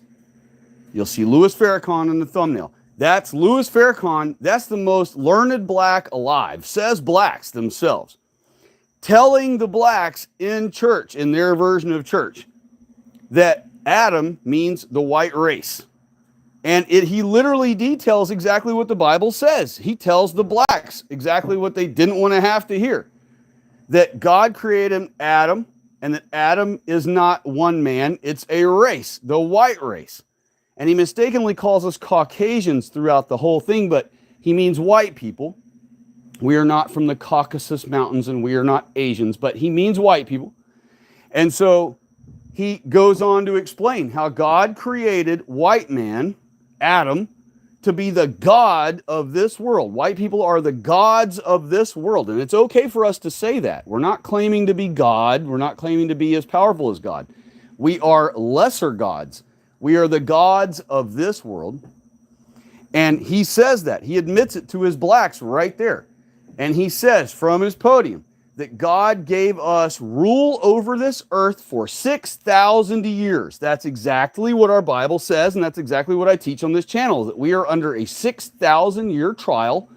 We are in the year 5784 since creation week. You can Google that right now on another tab. Just type in year since creation week. That's all you have to put, year since creation week, and it will tell you right there that we are in the year 5784. It's mistaken because September 1st became the new year. So we actually are in the year 5785 now. So we actually only have 215 years until Christ's arrival, not 216. But they have not updated Google yet, or they don't know on that Google thing that they might be going by January 1st instead of September 1st. But September 1st became the new year, and so we're actually in the year 5785 now. But it will tell you that. It won't tell you trillions of years ago Earth was created. It's going to say we're in the year 5784 since creation week. And so, at the end of this 6,000-year trial, Christ returns. Whitey's trial is over. Okay? And so, I'll get into detail on another stream, and I have before in other streams already, about what occurs once Christ arrives, and then what the sequence of events will be after he does. But that's all you need to know, is that Whitey's in a 6,000-year trial on earth. We have 216 years left, 215 really, years left of our trial. And then all of white people's trial on this earth is over with. And this earth will be destroyed. God will create a new earth for us, and only white people will be placed in our new world. Now, non-whites may be recreated again and placed in their own worlds somewhere else, but they will not be in ours. And we know this for a fact because God says in the new earth, we will build and another shall not inhabit. And that is a trait that white people have had. That is a problem that white people have had for the entire 6,000 years that we have lived on this earth. We will build a magnificent place, yada, yada, yada. And then here come the non-whites, here come the Jews, one or the other in the whichever order. And next thing you know, we're moving out, they're moving into our established places. And so we built, and then another kind inhabits it. And in the new earth, there will be no such thing as that. Why? Because there will be no non-whites there to start invading and imposing themselves into our neighborhoods, and then causing us to move out and having to white flight elsewhere so that we don't have to just kill them off. Instead, we politely just go away and find somewhere else to build. And we won't have to do that anymore because there will be no non-whites in our new world for us to have to do that because of. So, God bless you all. Jordan Hess asked one more thing here. Let me see what he said. Farrakhan or Ketrek said, Farrakhan says white people are the devil. Yes, he has several explanations of white people, but this one particular video that I show of him, he was having a broken clock honest moment where he just said, heck with it, I'm just going to tell the blacks the truth tonight and see where it goes. And so I just grabbed the important snippets out of that sermon. But in that sermon, he also says that the blacks have been on the earth for trillions of years, and he literally says the word trillions with a TR. And then in other stories, he explains how white people were created. He teaches also his original story about white people before he finally decided to admit the truth in the video I show. All the other years, he had grifted blacks, telling them that Jacob, which is Israel, by the way, they call him Jacob, or Yakub, they call him. They say that he was a mad scientist who created white people by killing black babies over and over again that were too dark-skinned until they finally had lighter and lighter and lighter-skinned black kids that eventually were white kids because he just kept killing the darkest ones until the lightest ones became lighter and lighter and lighter, which is idiotic to believe, but somehow he convinced a lot of them to believe that. And so he grifted them along for many decades with that story first. And then out of nowhere one day, he just out of nowhere decides to admit the truth that, in fact, white people were created by God and named Adam, and that it's an entire race of white people. And so you'll see in that video that he says that we do have entitlement because it's God-given, and that we are the gods of this world who do have supremacy over this world for 6,000 years. And so he says at the end of it all that white people feel entitled and and feel like they have entitlement. But he says, and they do, meaning God did give it to them. So they are entitled. We are entitled by God. He says at the end of that, though, where I cut it off, he says, but for a period. And that period is the 6,000 years. That's it. And so he's telling the blacks, and he goes on to explain to the blacks later in that story or in that sermon, that after God extracts us from the earth at the 6,000 year mark, they will go back to ruling this earth on their own without us here anymore. We'll just be scooped away by Jesus Christ, and then the non-whites will rule this world all over again. And that is what he is promoting, right? And he also promotes that there is this massive UFO in the sky called the Mother Wheel. And the Mother Wheel supposedly has 60,000 high-tech scientist blacks on it. And that they're planning on attacking the world at some point and killing off all the white people if God doesn't come get us first or something like that. But yeah, they believe he teaches there's a giant UFO that sits above America in the sky, and that it holds 60,000 high-tech scientific blacks. Black scientists, he calls them. High-tech black scientists. And that they monitor the world and the blacks and their well-being here, and that they plan on destroying white people someday.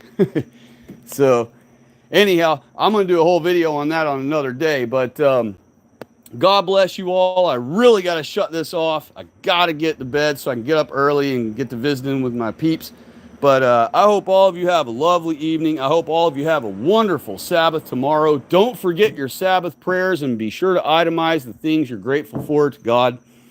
And Jordan Hess said, people from the south of the border living in a house down the road, and the neighbor has them all on trail camera with rifles, and we have found 2 gut piles just left in the center of the road. Yeah, I don't doubt that. I mean, non-whites are going to, do how they do. And in their country, it would be completely normal. And in their country where they belong, it is perfectly normal for them to behave that way, eating cats, dogs, whatever they want.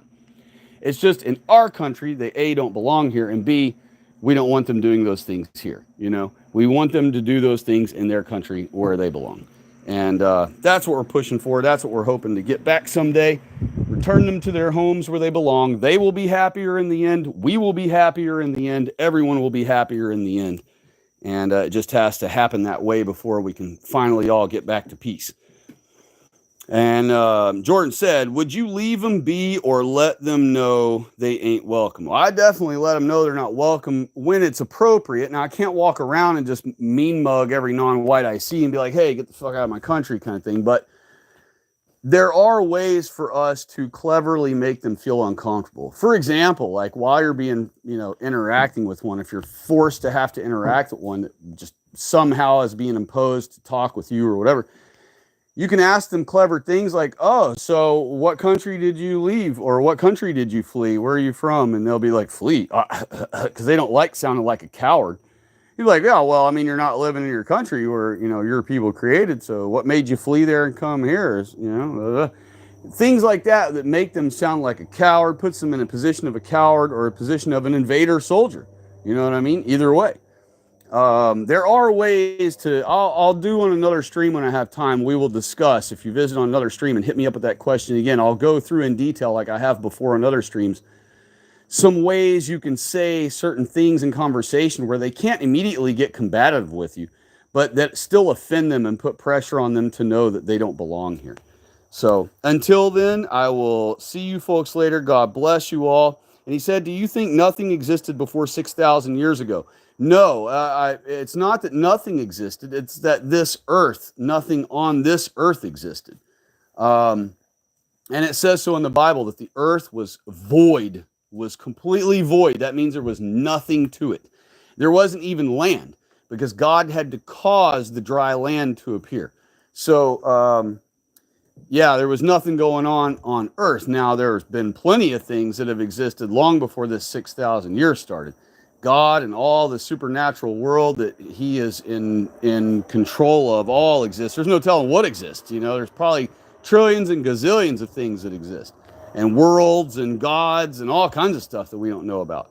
And we will be given all of that knowledge. We will be given full disclosure once we are with God in the new earth.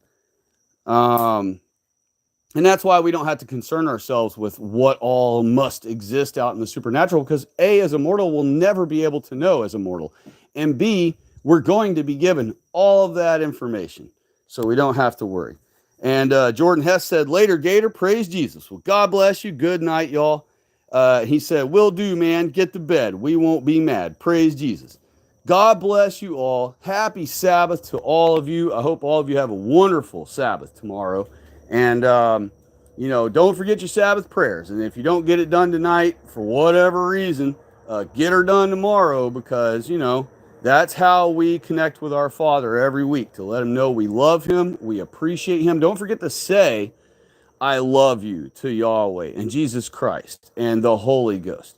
I have forgotten to say that most of my life, and I need to catch up. I need to make up for lost time. So I try to remind myself to say I love you to them. Remember, a lot of our children and family members, who never got told I love you enough, it really affected them. It really bothered them as they grew up. We don't want to make that mistake with God. So just friendly reminder of that. And I hope all of you have a wonderful Sabbath tomorrow. I will talk to all of you in a week or so as soon as I can. Maybe not next Sabbath, but it'll probably be either Sunday night or a Monday night stream. All right. God bless you all. I love you all. Praise Jesus, like Jordan Hess said. I'll talk to y'all soon.